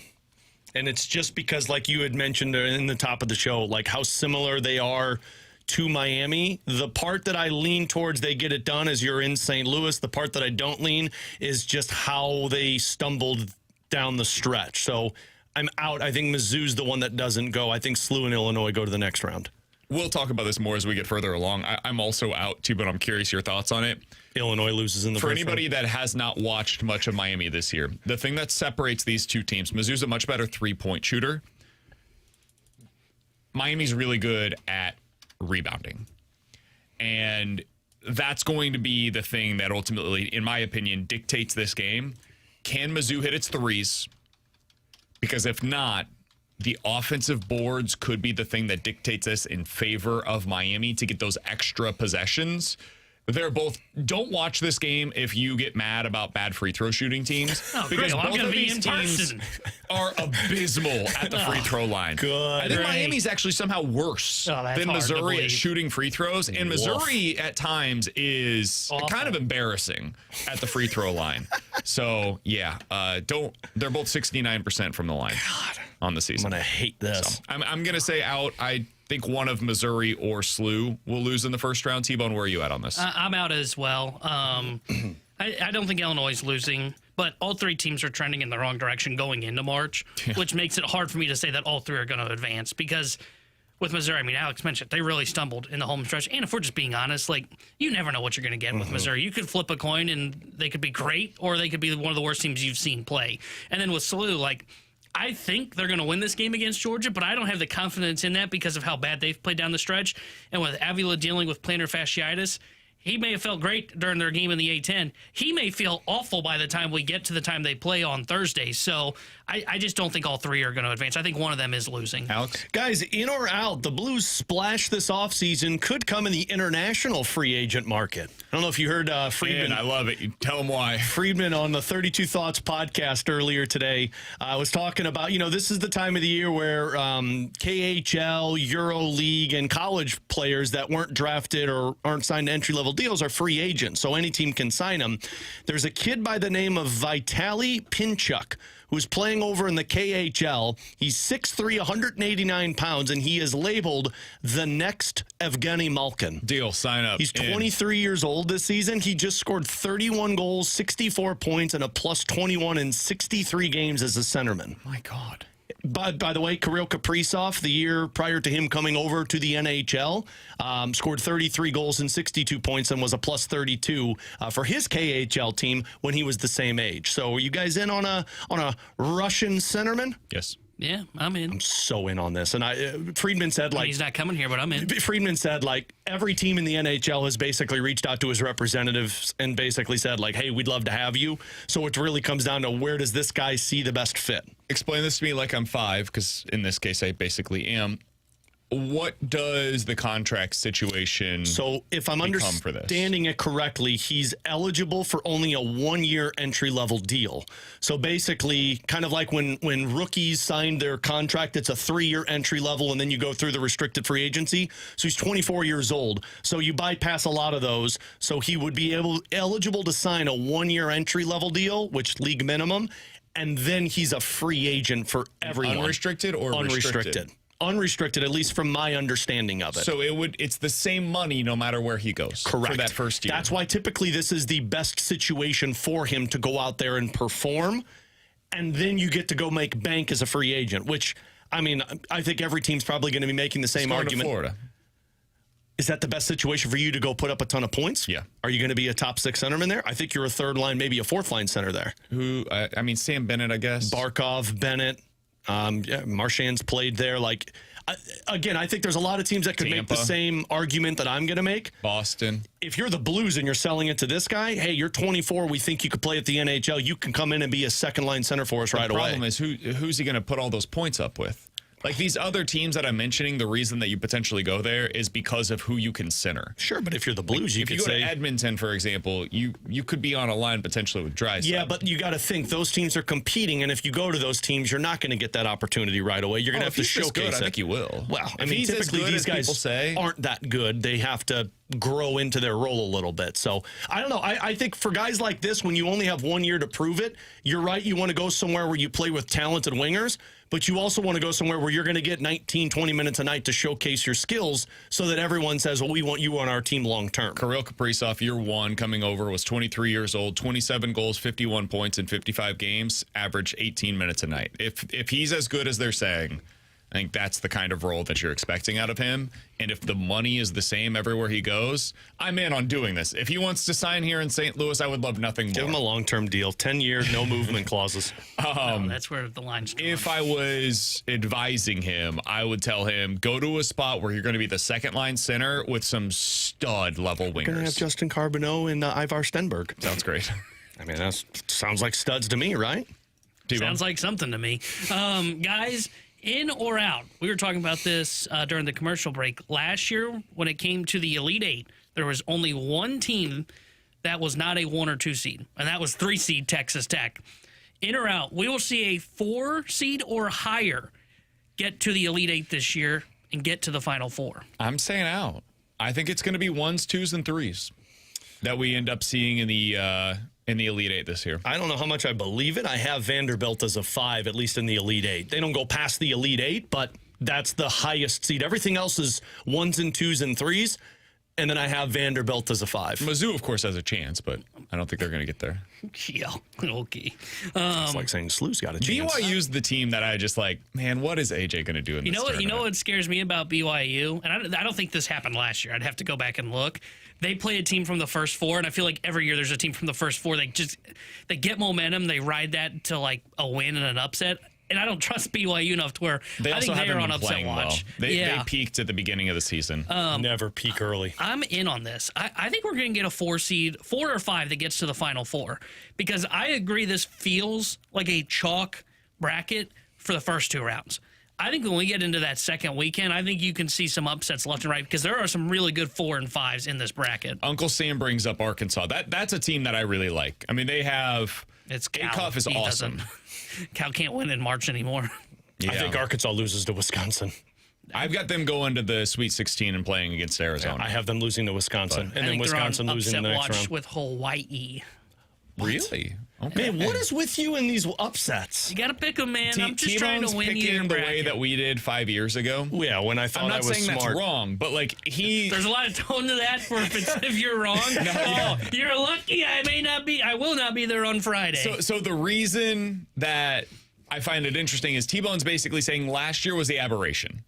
And what I'm saying is I think last year is more the new norm. I think that's going to be what we see because of the NIL era where it's changed things. Mm-hmm. And like in college football, it's evened out the landscape, right? And it used to be where there were 5 teams that dominated everything and you kind of knew who they were at the beginning of every season. And now between the transfer portal plus the NIL era, you can see these teams that just kind of come out of nowhere. Indiana, suddenly, oh my God, they're a behemoth in college football. In basketball, we used to see these mid-major programs get into the tournament and they would have success. And I think what you're seeing now is that's harder and harder to do. Maybe we'll see somebody emerge this year, but I'm shorting that stock, and T-Bone's buying it. Yeah, it's interesting because it is. I think it has evened it out, but it's evened it out more at the top than college football evened it out more in the middle. But with that being said, like I just think too, the other thing that plays into this, and you might be right, and there is only 1 or 2 upsets that we see. When it really starts to get interesting, this is why I would say if you do lean on somebody, I would wait and just do a live bet on them. When you get into the second half and these top seeds are feeling the pressure, if it's only a 5-point game, they really tightened up, and the momentum is more on the side of the lower seed. 314-399-9646. That's the Air Comfort Service text line for in or out. You guys give us a scenario. We will tell you if we are in or out here on 101 ESPN. From the 573, guys, in or out, the Cardinals will have at least 5 players that make their Major League Baseball debut before this year's trade deadline. I think you'll see Quinn Matthews at some point. JJ will be on opening day. I think you'll see Baez. Before the deadline? I think it's possible. I think it's possible. Okay. Doyle's the one I'm unsure about. I would say no before the deadline for me. I agree. I think Who you would could be the other maybe see Motts. I'm not as One of those positive on catchers. that. I wonder if you see one of those catchers, I Bernal think or you'd Crooks. probably see Crooks Oh, though, when well, he was Crooks up is last already year. Yeah. I'm going to say out. I don't think I'll it's say going to out. be 5. Yeah. I think it's going to be about 3. Yeah, I don't know who else Maybe is going to 4. be. You could see some more pitchers. Like you could see Bryson Motts maybe. Problem though, he's going to be so low on the depth. Yeah. Low, which sounds weird to say, but he's right now the 4th guy you would call up probably. If Fitz isn't with the big league club to start the year, I'd say it's Fitz, Dobbins, Matthews, then Motts. Yeah, I just think there's so many ways for this to go under. I'll take the under. I'll say out. Yeah, on this I'm out one. as well. 314-399-9646 is the Air Comfort Service text line. One more here. Guys, in or out, the Bears, Titans, and Cardinals all win championships before the NFL returns to St. Louis. Well, I don't think the NFL will ever return to St. Louis, so I'm so in. I'll say all 3 of these teams win at some point in the history of the NFL. Yeah, I'm in. I think the Cardinals are as likely to move as they are as St. Louis is to get a team. Like I think it's as likely as the Cardinals become the next St. Louis football team. Way to throw that one out there. Cardinals are going to get moved now. Thanks, BK. But yeah, I'll say in. Why not? All right, 314-399-9646. That's the Air Comfort Service text What a line to weird get involved in the show. I know. Way to end. Coming up in 15 minutes, we're going to dive into the junk drawer. But next, the Cardinals roster seems like it's taking shape, and I think there's a surprise that's going to start on opening day. We'll talk about that next year on 101 ESPN.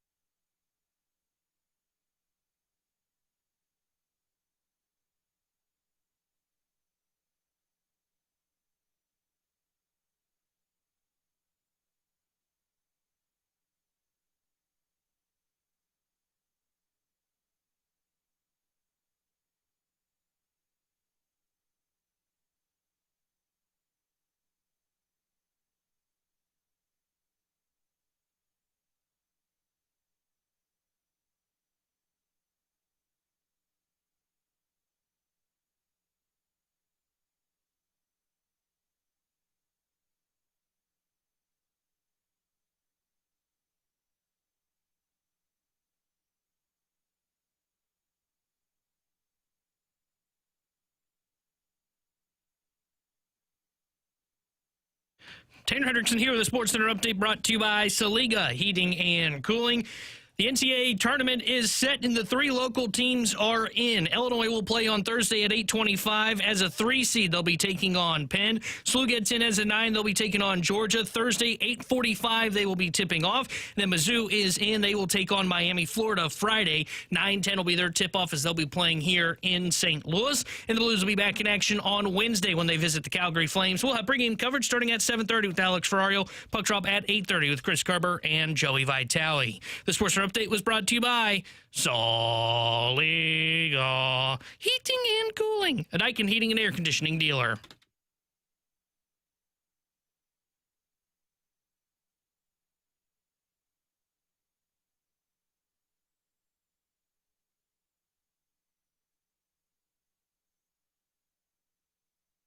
Alex, you know as well as anybody how much I do not want to look into spring training stats. I don't think that they tell you how well a player is going to perform early in a season. I think they can be completely misleading.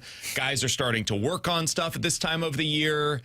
You shouldn't use that as a projection tool. So you think Jordan Walker is going to be awesome this year? However, when you have a competition for a starting spot during spring training, there's really no other way to go about it.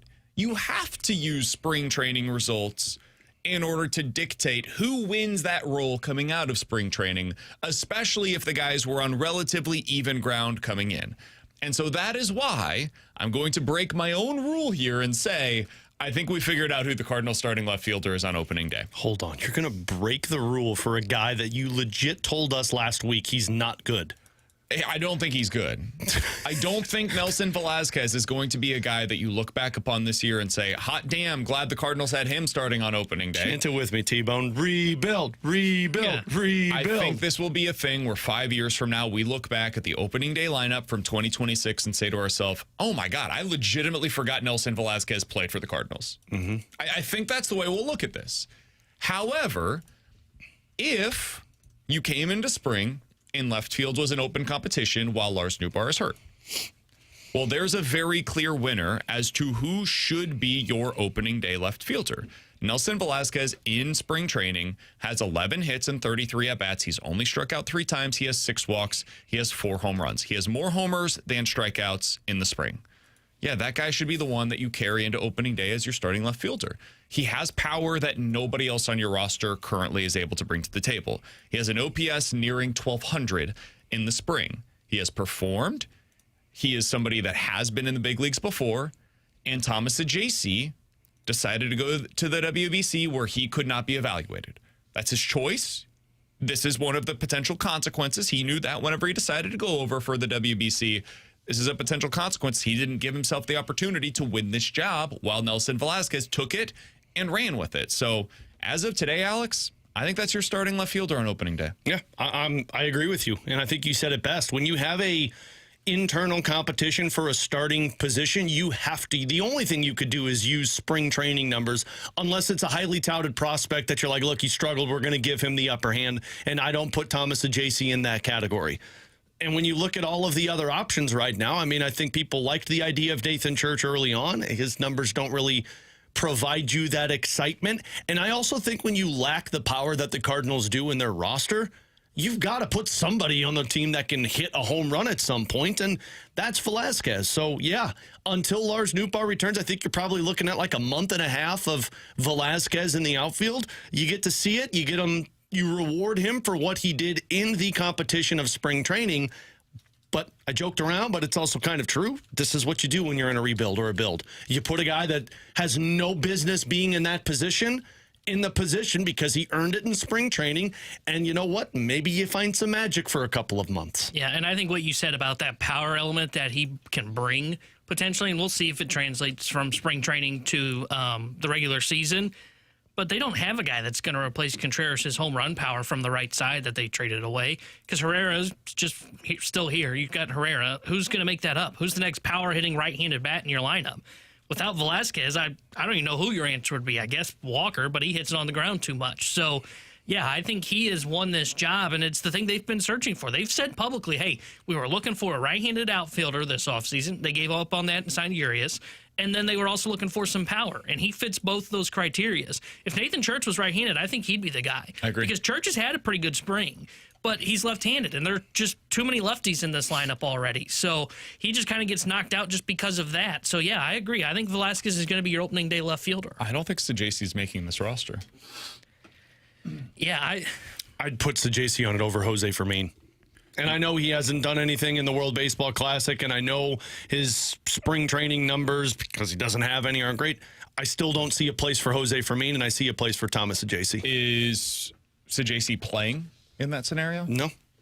Then what's the point of having him? I think that's going to be his long-term role as a Major League Baseball player. I think he can be a super utility guy for you. And well, for he could right still be now, the super utility guy. I don't think Velasquez is going to pay off right away to where it's like, oh, you can't take him out of the lineup. Maybe not, but if he's not getting regular at-bats, and I don't know where he's getting those on this roster right now, just start him in AAA, because Jose Fermin, if you decide not to bring him on your opening day roster, you lose him. He's going to go to waivers, and somebody will probably, and I'm with you, Alex, it's not the biggest thing in the world, but there's just no need to do it right now. I just think every third day, Velasquez is not going to be out there for 4 straight games. I think he's going to struggle.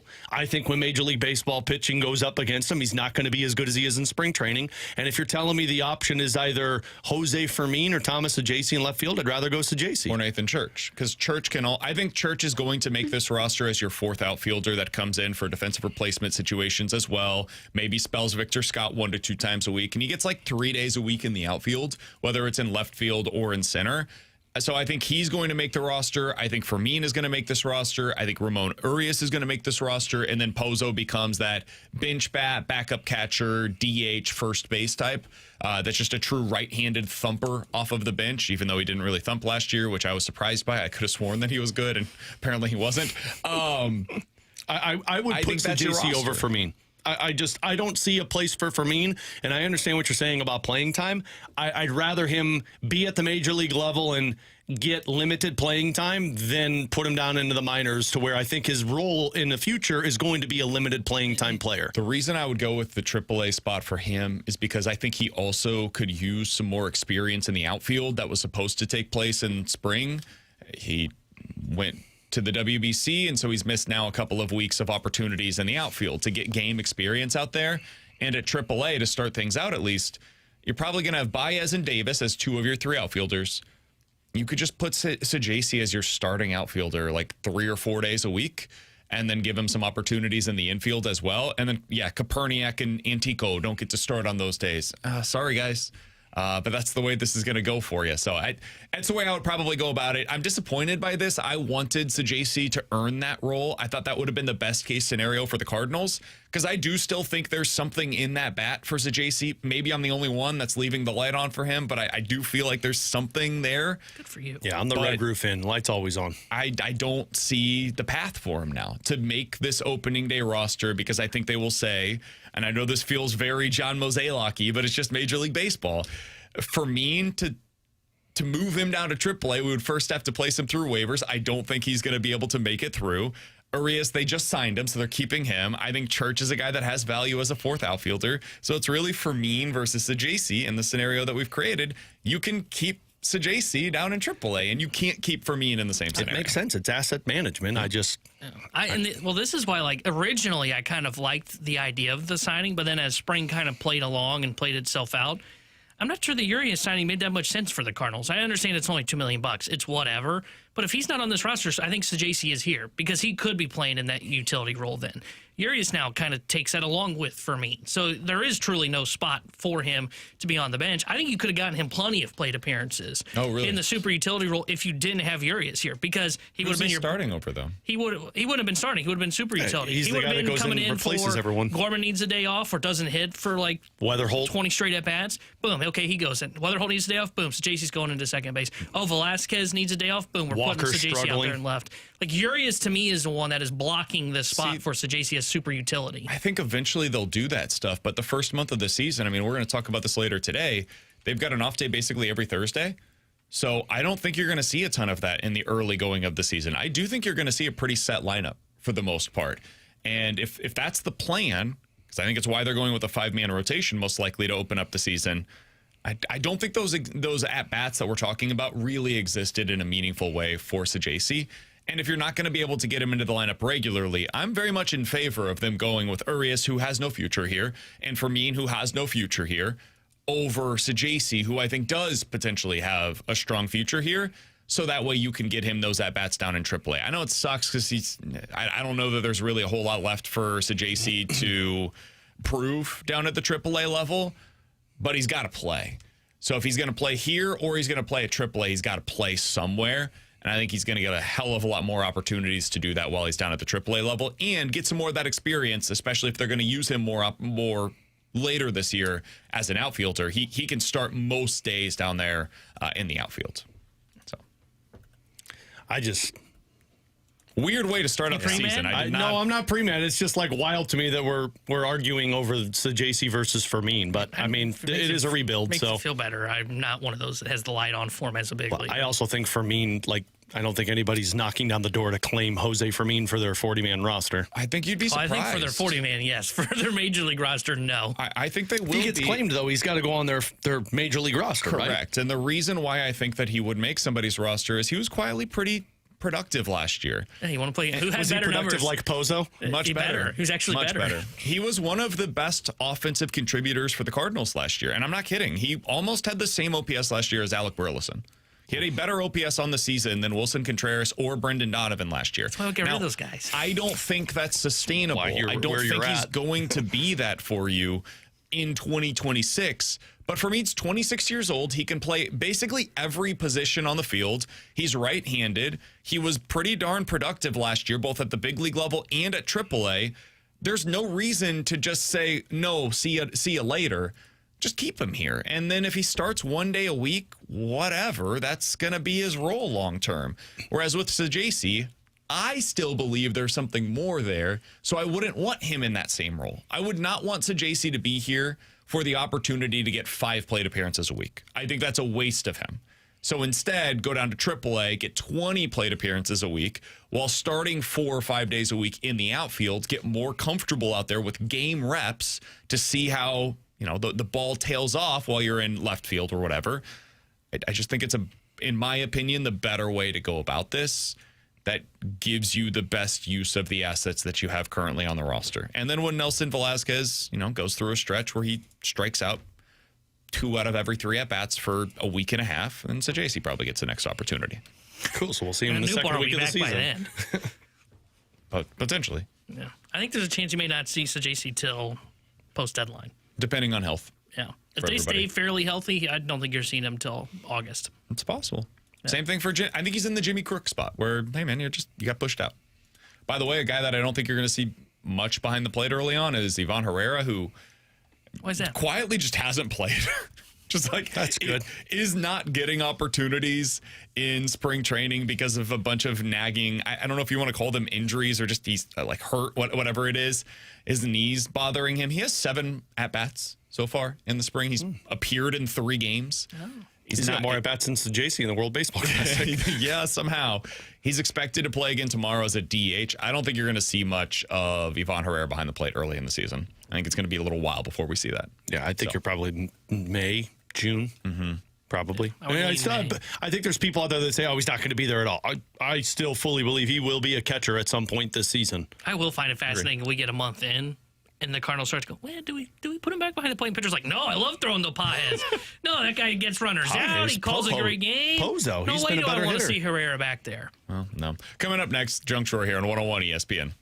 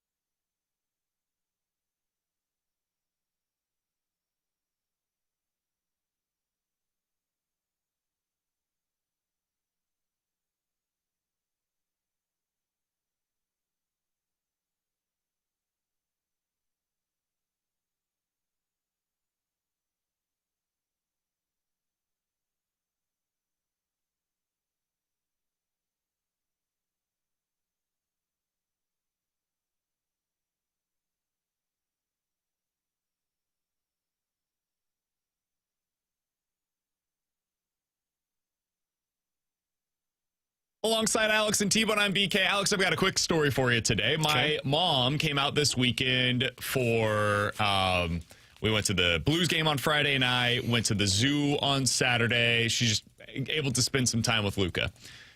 She's got a boyfriend. My parents divorced whenever I was very young. My mom has a boyfriend, and Luca has only met him once, but this was his second opportunity to meet him. And so we are on our way to the Blues game. Luca's in the back seat. He's got a mirror. I don't know if you guys have the same thing, but we have a mirror in front of him in his car seat. So that way he can see the front, but more importantly, so I can see back there into his car ours seat. never stays up because our kids just kick them. Yep, same thing. It's like, cool, I can see your feet. So we're getting ready to head down to Enterprise Center. They're driving down with us. Kara's in the back seat with my mom and Luca, and then my mom's boyfriend's in the front seat with me. You know this as well as anybody. Kids say the damnedest things. So he's in the back seat. He's talking to Kara, and he says, I know, like, Nana's daddy. Nice. So what? I know, like, Nana, that's what we call my mom, Nana's daddy. And Kara is in the back seat, just mortified because my mom's right next to her. She's like, What was your mom's reaction? She, I don't think, heard it. Oh, thank okay. God.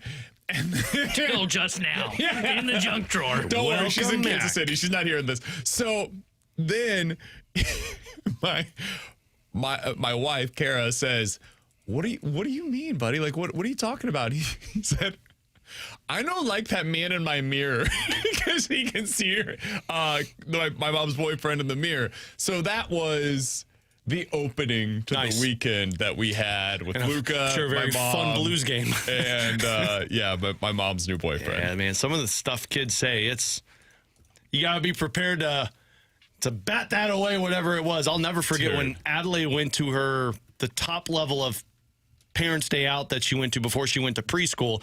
You know, this is when she was starting to talk and just randomly say things.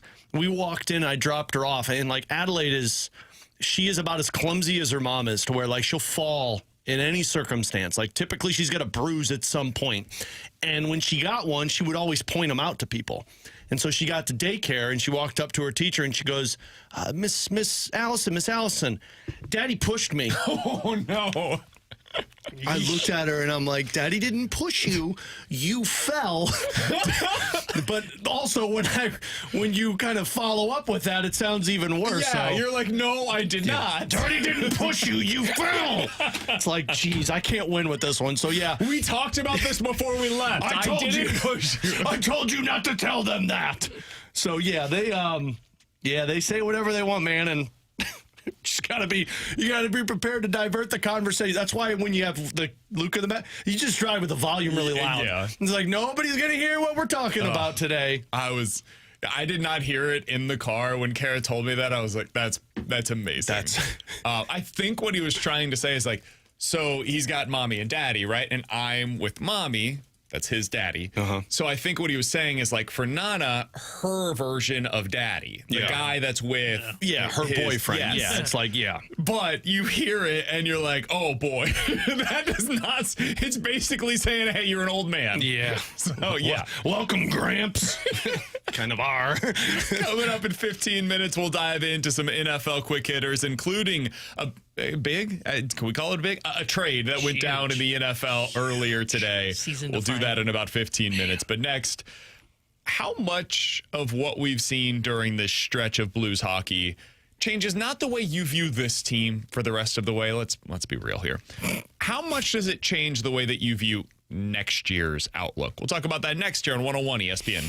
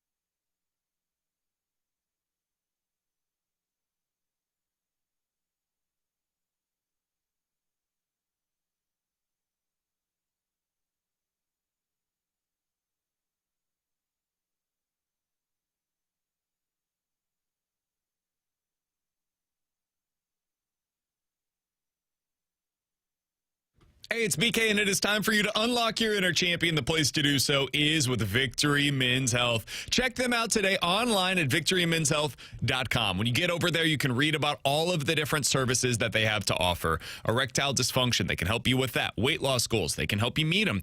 And low testosterone symptoms. Maybe you woke up today, you didn't have that same oomph for life that you once did. Maybe you're not getting the same results out of your workouts as you used to. That could be due to low testosterone. It's natural. It happens, especially as you get into your 30s and 40s. So if you want to get those levels checked, they can do that for you over at Victory Men's Health. Check them out today online at victorymenshealth.com. And when you do so, you can book that first appointment. Super easy process. Put in your name, email, phone number. Tell them BK with 101 ESPN sent you, and then tell them what it means for you to unlock your inner champion. They have 4 great locations, and they'll help you unlock your inner champion today at Victory Men's Health and online at victorymenshealth.com. That's victorymenshealth.com.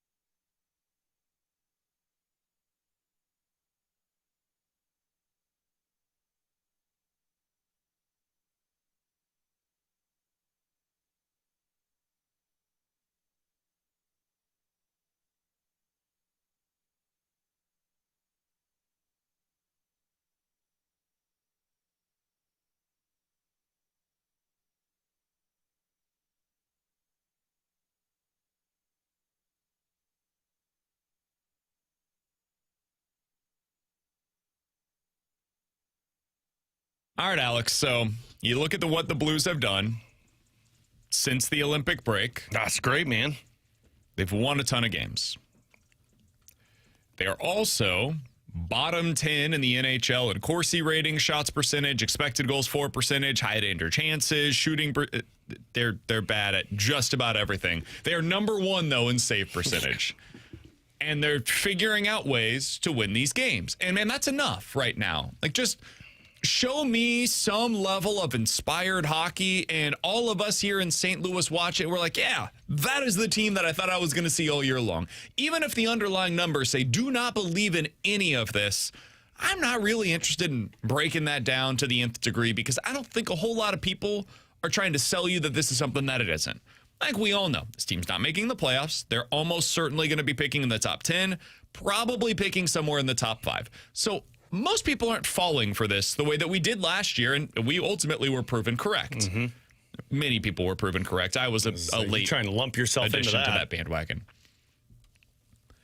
Alex, as I look at this, though, I do find it to be somewhat interesting for next year as we start to evaluate what the roster is going to look like beyond just the 2025-26 season. So, in your mind, what have we learned there over the last 2 to 3 weeks? I think you have to start with your goaltending. I think we've learned that it's Joel Hofer's net. I don't know what that means in terms of, do they move Jordan Binnington? Do they keep him? And they keep it a competition still? It's just a little slightly more for Joel Hofer. But if you were to ask me what gets you excited about what you've seen from this stretch for next year, it's Joel Hofer, number 1, clear cut. He had a .793 save percentage in the month of October. He was legit the worst goaltender in the National Hockey League in the month of October. It's awful. From November 1st until now, with goalies who have started 25 or more games, he's got the 5th best save percentage in the National Hockey League. That is a heavy turnaround, which, by the way, he started 29 games, which is top half of the league in terms of goaltenders. So Joel Hofer is what you look at and you say, okay, because in my opinion, why teams get into a deep rebuild and can never pull themselves out of it is because they can never find the goaltender. You get out of it faster. It can be a retool because you have a goaltender. I think LA Kings are a perfect example. They went into that 3-year retool, and people say, well, why haven't they been good? Their goaltending, although it looks good on paper, Darcy Kemper hasn't been great for them. Like, they haven't had the guy. So I think Joel Hofer's one of those pieces that get you excited, and then it's Snuggerud and Holloway. Those are the other two pieces that you look at and you say, look, it's probably going to dip off at some point. They're not going to just dominate from start to finish. But Jimmy Snuggerud was named the 3rd star of the NHL for this past week, which he should have been the 1st star. He had more points than the 1st star in Ferrario, but I'm not going to get sidetracked with that one.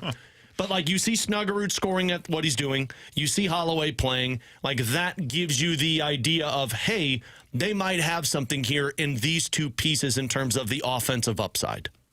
Yeah, I agree with that. And the other one that I would add into this is that you're starting to get some positive returns on Logan Mailloux. Yeah, defense to help you out general. defensively and defense in general, because now you didn't see this in the first half of the season. We talked about this when we were doing post-game shows for the playoff run in the games against Winnipeg. You know, I'd always say when the Blues are at their best, it looks like positionless hockey, because you'd like look up and Parayko's at like the front of the net, or Falk would be back behind the net when he was here.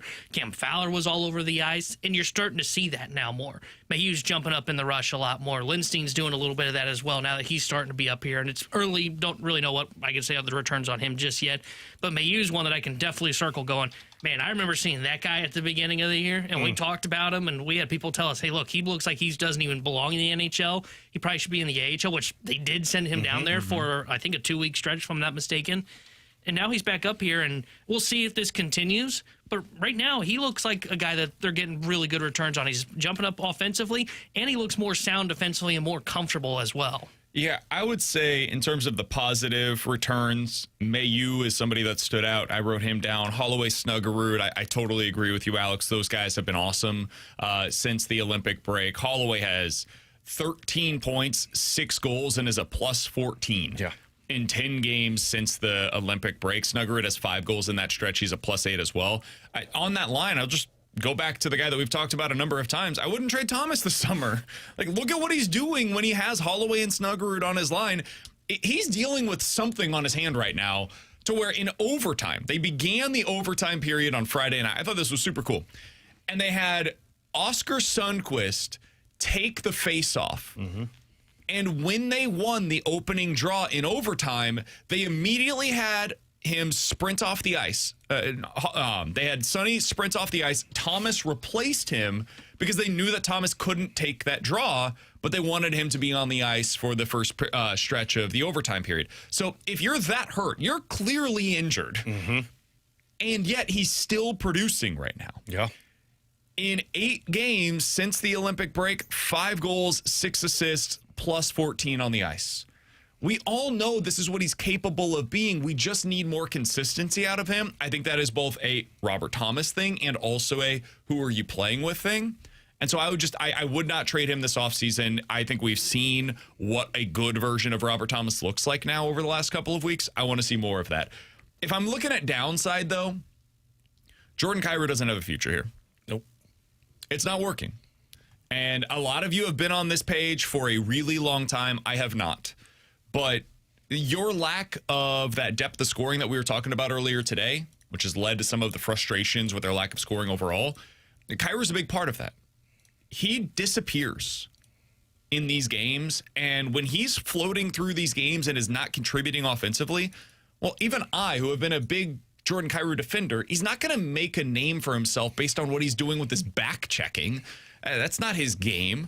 So he's got to push the offense. Like, his offensive contributions are less than what you're seeing out of Pavel Buchnevich over the last couple of weeks. And Buch has also he's a big part of dried up offensively. So, yeah, I don't think there's a future here for Kyrou. And the other guy that I would bring up, it just feels like Dvorsky's hitting a wall.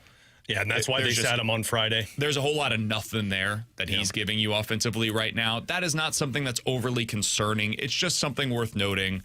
young player hitting that rookie wall at this point in the season makes a lot of sense. Something to keep in mind next year is if you pencil him in as a second line center for the Blues, it might be a little bit too much to ask for at this point in his career. He still could be that long term. Here's a stat that will blow your mind, and to the point of what you just talked about with secondary scoring, because if you'd ask me what's their biggest hole going into next year, you need secondary scoring. You need another guy. Your top line since the Olympic break has produced 35 points. Your forward group beyond the top three has produced 26 points. So 3 guys have outscored the rest of your roster in terms of points. And that's taking Braden Shen off of it because obviously he's not here anymore. I mean, you don't have any secondary scoring. Jonathan Berggren, who has played 5 games since the Olympic break because he's been healthy scratched, has 4 points. Jordan Kyrou has 3 points in 10 games. Jordan Kyrou and Pavel Buchnevich have combined 9 points in 10 games, whereas Cam Fowler and Philip Broberg have 11 points in 10 games. Like, you have no secondary scoring. Jake Neighbors has gone quiet. I think that's a lot because that line has just disappeared. And your third line has actually been more productive than your second line in terms of Suter and Berggren and Dvorsky and Drouin. So if I'm Doug Armstrong and Alex Steen and I'm looking at this team and I'm saying, okay, look, Robert Thomas looks like he's the piece for Snuggerud and Holloway. Dvorsky, I'm not too concerned with Dvorsky. He was going to hit a wall at some point, and I think post-Olympics is where that wall was hit. And I look at it and I say, I have nothing else beyond Thomas, Kyrou, and Thomas, Snuggerud, and Holloway. Kyrou and Buchnevich are kind of black holes right now in terms of offense. I'm going to have to go out there and find secondary scoring, which is to the point of I think you still need to go out there and find another dude to play in your top 6. You mentioned what they have done points-wise, goal production-wise. Holloway 6, Thomas and Snuggerud each with 5. So they have 16 overall on that top line since the Olympic break. The rest of your roster combined, forwards, defensemen, everybody else combined has 14. Yep. So that top line has outscored the rest of your roster combined. Yeah. It's just not good enough. You're not getting enough of that depth of scoring. And this was supposed to be, coming into the season, one of their strengths. Yeah. They were supposed to be able to win with that death by 1,000 cuts type of a mentality. If that's not working for you and you don't have the superstar level players, and even as somebody that would defend Thomas, he's not that. He's a very good player, and at his best, I think he can be a point per game or more type of a player. He's not a superstar. So you're going to have to make up for that with the depth, and they haven't, and they can't. And so if that's going to be where they're at, man, it's long way to go before they're back into legitimate contention in the NHL. Alongside Alex and T-Bone, I'm BK. You got BK and Ferrario here on 101 ESPN. By the way, do you guys know who leads the Blues in goals this year? So Kyrou's got 15. Snuggerud's got 15. Does Thomas have 15? I was thinking Cairo. I thought 15. I thought it was a 3-way tie with 15. Is it Neighbors? Nope, Neighbors has 14. Yeah, Okay, I I thought knew it he was a was up 3-way tie for 15. I don't know it's if Booch, isn't it? Nope, Booch is tied with 15. Yeah, I was going to Dang say, who got to 16? Did Thomas get to 16? No, Thomas didn't get to 16. Snuggerud. He's looking at me. Thomas must have got to 16. Robert Thomas is the leading goal scorer on the Blues this year. He has only played in 50 games. Wow. And he is the leading goal scorer for the team right now with 16 on the season. I honestly believe they may finish the season without a 20-goal score. Oh, it's likely. Yeah. I mean, I think Thomas could get there. I think Snuggerud could get there if that line continues to stay hot. I don't believe Kyrou or Buchnevich get there. I think you got 2 outs that get to 20. And I don't know. I'd have to go back and look at the last time the Blues finished a season without a 20-goal score. Yeah, I can Damn go it! through Now that. I'm going down. I gotta think it's never happened. I mean, Justin they've had Falk such is great players. Justin Falk has got 5th most goals on the team, and he hasn't played here since March 10th? Yeah. No, not March 10th. When was the trade deadline? March 6th. Oh, yeah, 6th. I would have to think it's never happened before because, like, you think back in Blues history, you've always had a goal scorer, right? If it happened, it was around that lockout season, 05-06. I'll look that up during the break, and we'll talk to you about when they came back. The big trade that went down earlier today in the NFL, all coming up next year on 101 ESPN.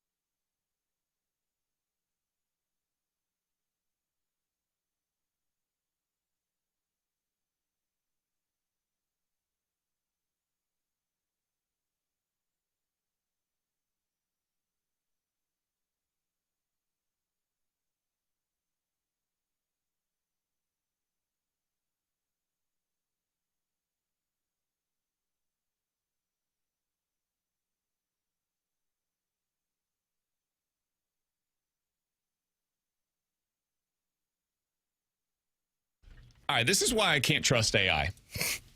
Do the research, kids. Just went to one of the AI examples. By the way, I don't think the Blues have ever done this where No, they they failed have to have not. a 20-goal score. I just checked it. The closest they were was in the 70-71 season. They had one guy who had 21 goals, Christian Bordelot. For anybody just tuning in, the Blues this season, their leading goal scorer is Robert Thomas. He has 16 goals on the year. They have 15 games remaining. If he doesn't score at least 4 goals in those 15 games, pretty decent shot they do not produce a 20-goal score this year. If you're looking for teams that have done this in the past, that failed to produce at least one 20-goal score, I asked one of the AI services. I'll just leave it at that. Don't want to throw him under the bus. Yeah. And they said, yes, the 2011 Devils did this. Their leader had 19 goals. And then I asked for the full list of teams that have done this. And they said the 2017 Colorado Avalanche was the only team that's done this since 95, which is clearly not true. You just gave me a different team. Well, and even the Devils one isn't right. At least I'm looking really? at the 2011 Devils. Is that 2010, 2011. 2010, 2011 Devils. At least if I'm looking at this, they had a guy who had 31 goals. Really? Yeah, Ilya Kovalchuk had 31 goals for that team. Yeah, I don't know, man. Don't trust AI. And Mikko Rantanen had 20 for that Avalanche team. Oh, really? 16-17 Avalanche, Mikko Rantanen had 20 No, goals. 16, 17. That's what he just So said. that's why I said 16-17. Rantanen had 20 Rantanen had goals. 20 goals exactly. Don't trust the robots. Do the research, How kids. do they get this stuff so wrong? How? I truly don't understand. It's been it's trying to learn on the fly. If you tell it, Brandon, you will help the next Yeah. sports researcher. Tell it that it's How do they wrong. miss this? We Because can they can't access Brandon, hockeyreference.com. It can, though. It's supposed to be Yeah, I don't able think it's allowed to pull I the don't. data, is it? Brandon, you should be the next AI. You Oh, should. my gosh. Remember when you had tone with me and basketball imagine earlier? him- Like you have tone with people. I really do wonder then, like, if these teams haven't done it, has there been a team that can't failed imagine. to produce a 20-goal score? honestly, Because if not, dude, that's really embarrassing. Honestly- We've got to get Thomas there, or Snuggie, or Holloway. I don't care who it is. honestly, I don't want to go through that research. That's going to be awful. Like I can at least do it with the Blues. It legitimately may take me a week to figure that out because you'd have to go through every single team from their inaugural season. Each of us gets a division, and we give Marshy a division. I'm on board. Ryder can help too. Ryder's free. He said he's got it. Hell yeah, Ryder. I'll start with Anaheim. I'll talk to you guys at the rewind. All right. Well, When did they come into the league? let's dive into some NFL quick hitters. Even those awful Sharks teams from a couple years ago had someone do it. Yeah, it's truly hard. It's hard to not produce a 20-goal score. But seriously, though, now I'm really fascinated because if it happens, that's the worst thing that you could have ever heard, that they've never had a 20-goal scorer in the history of the National Hockey League. Since they've gone to an 82-game schedule. Oh, I'm not taking, by the way, the original 6. It's a long time for us to go back in the. No. I'm not taking. You will give that one to Marshy. 82-game schedule either. Oh, okay, yeah, that's you gotta right. have the When did that 82 start? game. 60, 70? Well, I'll tell you this. I found one. Nope, that's a shortened season. Never mind. God, this is gonna be awful. Let's dive You into some guys NFL talk. I'll quick figure hitters. this out. Because the Anaheim Ducks have never had it. We do have some news today as the Jets have traded Justin Fields to the Kansas City Chiefs. In return, the Jets get a 2027 6th-round selection. Woo, Super Bowl. The Chiefs are only going to pay $3 million for Justin Fields. He was otherwise going to get like $10 million from the New York Jets. So they pay down $7 million of this deal, so the Chiefs are able to get their backup quarterback. T-Bone, we'll start with you. What'd you think of the trade? Ugh. Justin Fields just is not a quarterback in the NFL. He's not a starter, as we saw last year. Not a backup. Probably should be starting the opening game for the Battlehawks. That's how bad he is. So I just, if that's your answer for backup, look, hopefully your answer, as we've said multiple times, we've referenced this, the old Colts OC, hey, we don't practice bleeped. Hopefully the Chiefs don't have to practice bleep, because if they have to turn to Justin Fields at any point this season, their season's lost. So it's whatever. I would rather have gone for somebody else as a backup, but I just don't like Justin Fields. I legitimately don't care about this. I think you got to get a backup quarterback, and Justin Fields is a backup quarterback that can run the ball and be mobile if they need him to. I just can't imagine being as definitive on this as T-Bone is. T-Bone was so upset earlier today. He's terrible. Truly a terrible, terrible quarterback. All of these backups Guess what? stink, You'll man. be a terrible That's not true. Your team last without. backup was solid.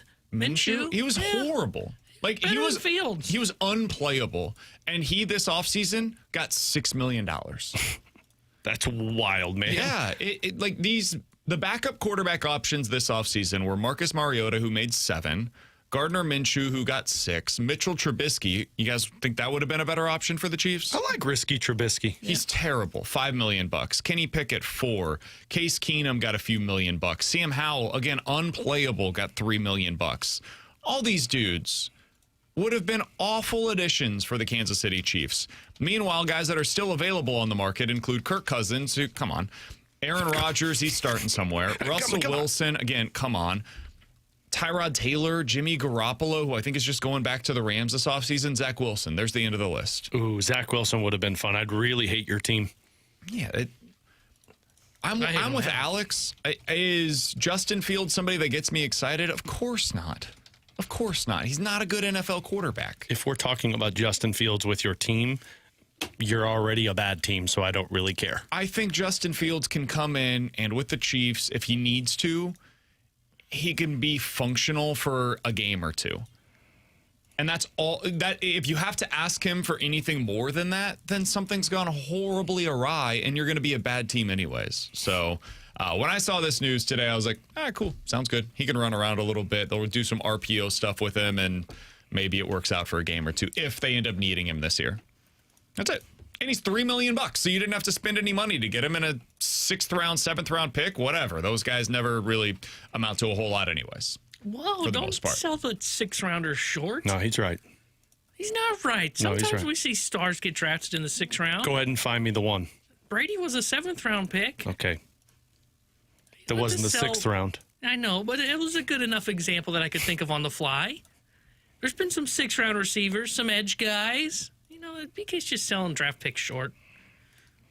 You can cross off Anaheim and Boston for teams that have ever had a 20-goal scorer. At least those two have Our got text down. line right now. God bless you guys. We've had a few of them that have texted in some of the AI answers. Alex, you can look this one up if you want to. I'm in the middle of something else, man. I'm researching. You can go ahead and take down that music, Tebow. We're not doing that's NFL anymore. There was literally one. Chiefs traded for Justin Fields. Not a whole lot going on in the NFL. That's correct. NFL free agency lasted 3 days. And it But wasn't there's even no technically tampering. NFL free agency. But there's no tampering. So, according to the text line, the 97-98 and 98-99 Tampa Bay Lightnings failed to produce a 20-goal score. You want to look this one up, I'm Alex? looking it up. Okay, we'll find out if that's true or not. They are correct. Tampa Bay Lightning in 97-98 had 2 guys with 16 goals. And they did play 82 games. And they played 82 games. And they said 98-99. The very next season. And in that year, I can look this up right now, they did have somebody that scored 28 goals. So that one was wrong. Wrong text line. The one before, though, was correct. And then the 98. 03-04 Pittsburgh Penguins, according to the text line. 0-3-0. That was right before Crosby, which checks out, actually. That one would fit. That was when they were supposed to move to Kansas City. Yep. And then they, people tell me that's also wrong. They had a guy who scored 22 goals. Okay, so hold on. The 96-97 Lightning. Why do I feel like 97-98. 97-90. No, then wasn't there another one? It was those two, the 97-98 and then the next year's Lightning. The next year's Lightning, that was wrong. And then we just got the 03-04 Pittsburgh Penguins, who apparently that was also The 97-98 one is correct. They had 2 guys that scored 16 goals. Their entire roster must have been. They had one guy that played 82 games. They must have had injuries. So they had, the 2 guys that led I guess that's kind of the story to the Blues a little bit. team 16 goals. And I looked up that's not though for the Blues. I mean, Kyrou and Buchnevich, if I'm not mistaken, have basically played every game. Kyrou missed a couple games. Buchnevich has played every game, right? Booch, I think, has. yeah. But Holloway's Which is kind of missed. crazy.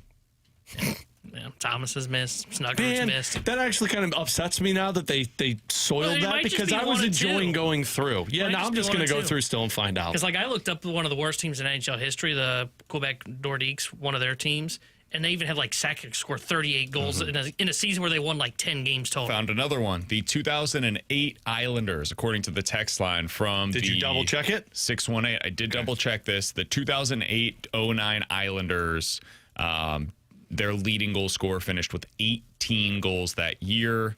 However, Was that a short? That wasn't a short I season. think that was it a shortened season? No, I don't think it so. would I have don't been think there a was. That was a full season. 'Cause that was the year the Blues So won there the you cup, go. right? Didn't you say 18? Oh, wait. No, 08. 09. Blues did not win the cup in 08, 09. They made the playoffs You're and right they got there, bounced though. by Vancouver. Kyle Was that this Opasso. week? Oposo? Okposo, yeah. Oh, man, if he legit scoring. Whew. He was good back in the day. Yeah, but He had a season Fraud. where he finished with 27. Yeah, he was a power forward back in the day. He also played in the era where they didn't score a whole lot of goals. So yeah. What's wild about the Blues potentially not getting it is they played an era where like goals are at How about a this? high. From artificial unintelligence, the 1974 Capitals finished with a record of 8, 67, and 5.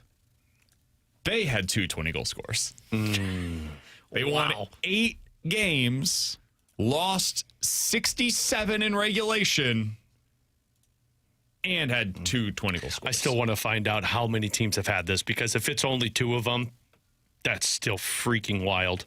Right now, I've crossed off Anaheim, Buffalo, and Boston. I'm in Calgary right now.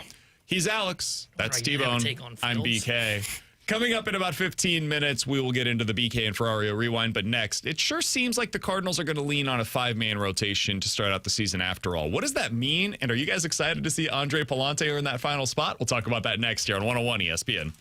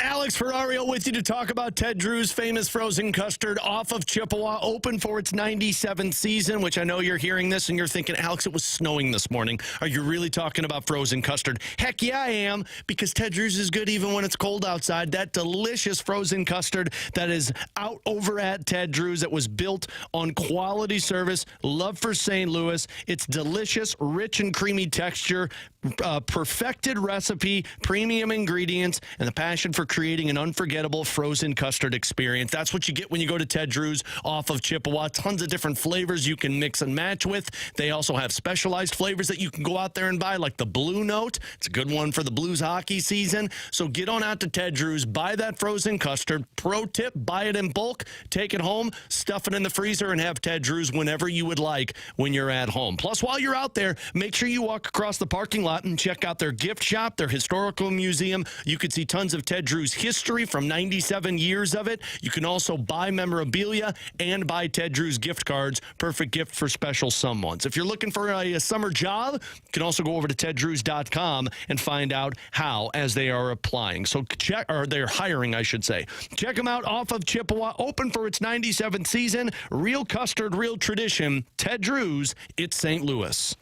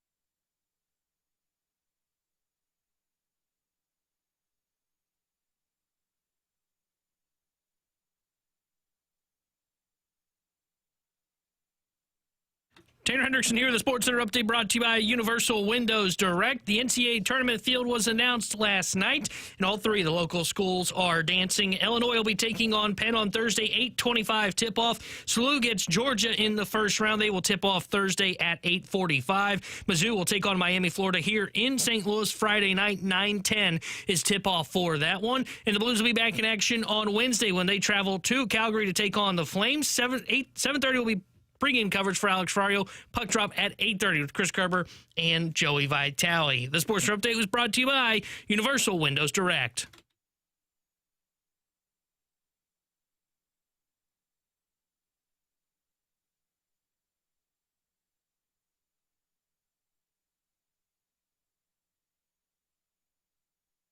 Alongside Alex and T-Bone, I'm BK. If you read anything from people covering the Cardinals this weekend, it sure seems as though they're heading for a 5-man rotation. All lies. They told me they were going a 6-man rotation. That is different than what they did last year, where it was a bit of a hybrid, right? Where they would have Steven Matz. I think he had 2 or 3 starts in that first month, but then would also pick up bulk innings as a reliever. So, Alex, if this is the direction that they decide to go and you have only a 5-man rotation and you're not planning to have the Steven Matz role coming out of the bullpen, it does potentially change the way you construct this roster. I think we all probably agree that Matthew Liberatore, Dustin May, and Michael McGreevy are locks to make this roster, right? Yes. Yeah. And as starters. Yes. I think we all agree Kyle Leahy is going to enter the season as a starter, correct? Sure Yes. seems that way. That leaves one spot left if you're going with a 5-man rotation, and it seems as though that competition would be between Andre Palante and Richard Fitz. Alex, if I had to guess, I think we know who that 5th starter is today, and I do not think it's going to be the guy that people want it to be.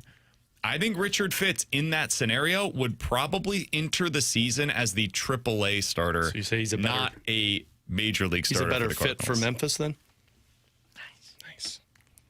That's a little frustrating, in my opinion.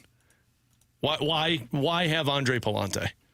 Is he out of options? You can't send him down? No, I think he's got options. Well, then that's even more But frustrating. he's got a kick change now. I don't care. I don't care. Like, He can't throw it hardly we ever. just but you tried to explain to me stuff on Friday, and Richard Fitz has incredible stuff. I'm sorry, but I saw Andre Palante for the last couple of seasons, and there was no great stuff.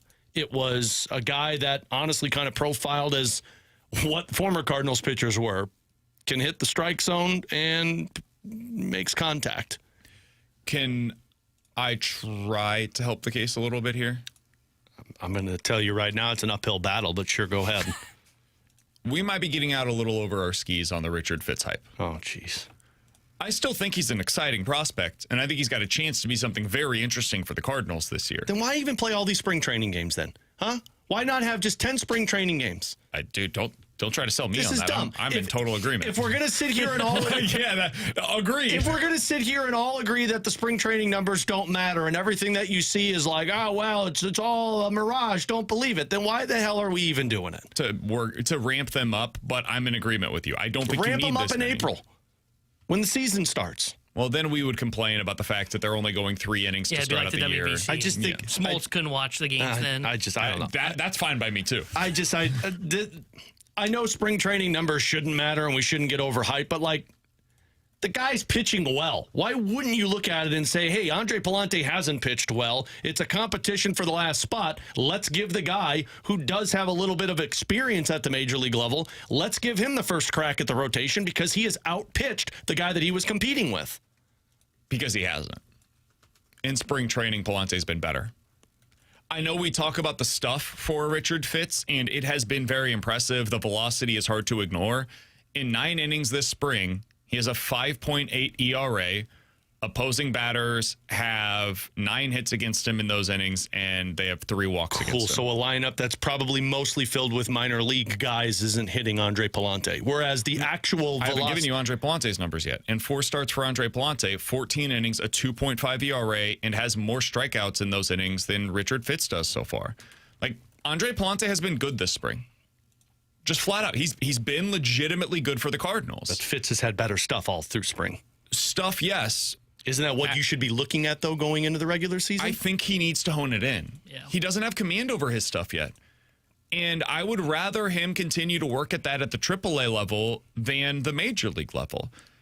And this is something that I think is going to be really hard for a lot of fans this year, is it's going to require patience, because I think a lot of fans think about it and it's like, hey, it's a rebuild year. Just bring all of the young guys up. Just give them their opportunity to get a crack at this lineup. Like, why do you have Nelson Velazquez in this lineup? Why is Pedro Pajes starting? Why is Jose Fermin on the roster? What are we doing with 32-year-old Ramon Urias on this roster? Why is Andre Pallante still starting? We've seen this experience. It failed. And I think all of those are somewhat legitimate questions to ask, but the reason that I would say those are happening is because there's no reason to rush these guys. If Richard Fitz does need a little bit more time for seasoning, this is the year where you can give it to him.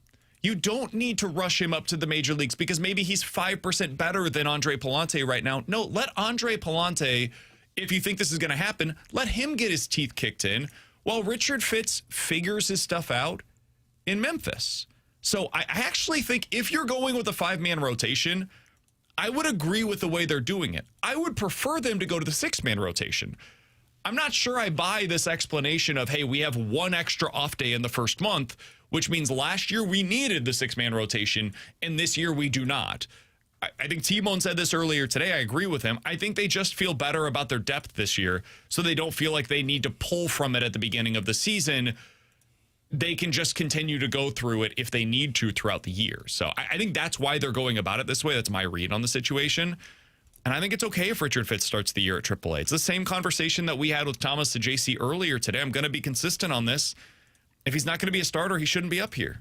He should be in AAA. And I understand going with a guy like Andre Pallante over Richard Fitz right now. I think it's probably the right choice. Yeah. I wish they didn't have to choose, though. I wish they could just take both of them. Yeah. I don't mind sticking with the 5-man. I mean, I wouldn't care if they went 6 either. But I said this 2 weeks ago. I mean, I brought this up on the Redbird Report. If they were going to go with a 5 at the time, I was all in on Fitz. I thought Fitz deserved it more than Pallante.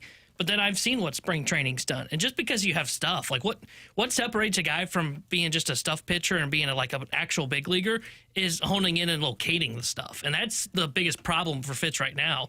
He's just not locating Andre enough. Pallante's biggest problem. Yeah, Pallante, same thing. And we'll see. Like, I'm not telling you now that Pallante's going to hone it in. He's going to really hit the strike zone this year. This is spring training, and Alex brought up he's probably going against a bunch of milers. Yeah, probably is part of the reason why his numbers look a little bit better. But he's earned the job right now over Fitz. And Fitz didn't out-compete him. And this was a true competition, which I love. And you know what? I'm going to carry the guy that had the better numbers. And if you look at Fitz, even though he has good stuff, he got hit around last year when he was up at the major leagues with Boston in his, 11 starts. So until he can really show better signs of using that stuff and helping get guys out, I'm fine sticking with Pallante. If that's a month, if that is 3 months, if that means maybe Fitz, we don't even see him this year because he gets leapfrogged by a Quinn Matthews or a Bryson Motts, I'm totally fine with it. You got to hone in the stuff before you can really get in here and be a major league starter. I think we'll see him. I think we'll see Bryson Motts. I think we'll see Thomas Saggese. I think at some point you'll probably see Jimmy Crooks as well. These young guys are going to get their chance. Joshua Baez, I think at some point will be on the big league roster in 2026. I just don't think that time is opening day. I mean, the AAA starting rotation on opening day might be more exciting for some people than the major league rotation on opening day. Yeah, I'll be locked in on them. Bryson Motts, Richard Fitz, Quinn Matthews, Eshawn Henderson, and my guess is Tinkins will get an opportunity to start things out. Arm. He might be. I'm not sure what their plan is with him, but 4 of those 5 are super intriguing arms at the AAA level. That's going to be your backfill. You've got Drangelo Sainja at AA this year. You've got Liam Doyle either at high A or AA, depending on what they decide to do with him. Eventually, you'll have Cooper Jerpy working back into the mix. I don't think TK Roby's going to pitch this year, but he's another guy that eventually will be thrown into this mix too. But you got a lot of arms that are super intriguing. It's a hell of a lot better position to be in than what they've been in the past. It's going to take, I would say 2027 is really when you'll start to see this pay off in a significant way. For this year, it's going to be a lot of the same guys that we've been talking about in the past, and then you throw Dustin May's name into the conversation. Sweet. That's why I just maybe it's just frustration. I don't want to watch Andre Pallante pitch again. You know, I get it. fair. I don't blame you. I don't want to be told that his spring training numbers are great when I know what it's going to look like. kind of like most of the offensive pieces, like Gorman and Walker. It has Scott. changed a bit. He's got to change up this year. Don't do it. I just said don't do it. I know. He's got to change up this year. He's changed his pitch mix a bit, so he seems to have a better feel for his slider. We'll see how much, if any, of that carries into the regular season. But that's the kind of thing I care a lot more about than the actual results. And for Palante, the results have also followed suit. So you mentioned his changeup. I think he's thrown it like 4 times an outing. Like he never throws it. He talks a lot about it. I think he threw it more previously, but this past weekend he didn't throw much. I think he talks about it more in interviews than he actually throws it. He'll throw it when he's damn ready to throw it. Coming up next, the Rewind here on 101 ESPN.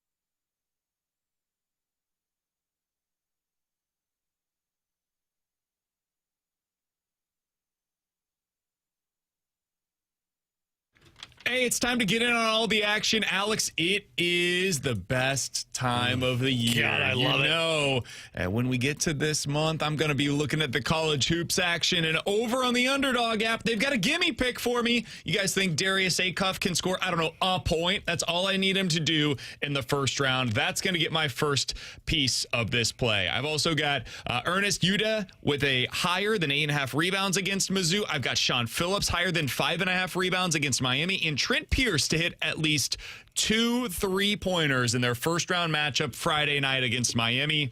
A $5 entry wins me more than $40 on the Underdog app. This is going to be the season of Ferrario Frenzy with like 12 picks in one play. And that's all going to be done over on the Underdog app. You get your entries right, win up to 5,000 times your cash. Download the Underdog app today. Use promo code BKO and score $50 in bonus entries when you play your first $5. That's promo code BKO. Underdog. Make plays. Win money. Must be 18 plus and present in Missouri. Terms apply. See assets.underdogfantasy.com/web/play and get terms _DFS_.html for details. Concerned with your play, call 1-800-MY-RESET or visit www.ncpgambling.org.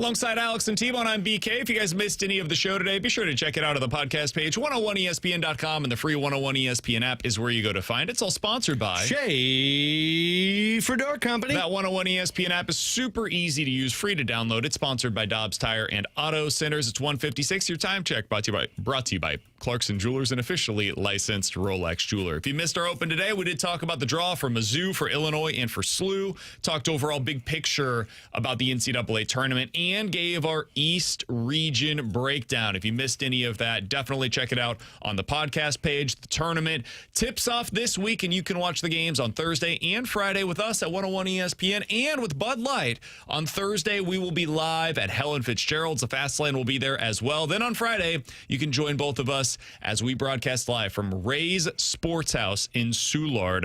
Come by, enjoy some food, a cold Bud Light, 101 ESPN giveaways, so much more. All of the details can be found at 101ESPN.com. Our March Madness broadcasts are refreshed by Bud Light. Easy to drink, easy to enjoy. We'll certainly have more NCAA tournament breakdown for you guys tomorrow here on the show. We will also be able to look toward the WBC as they now get toward the title game for that one. Who you guys have tonight? You got Italy or Venezuela winning, Alex? Italy. I'm going Venezuela. I'm going with the homeland. I think the lineup's too good.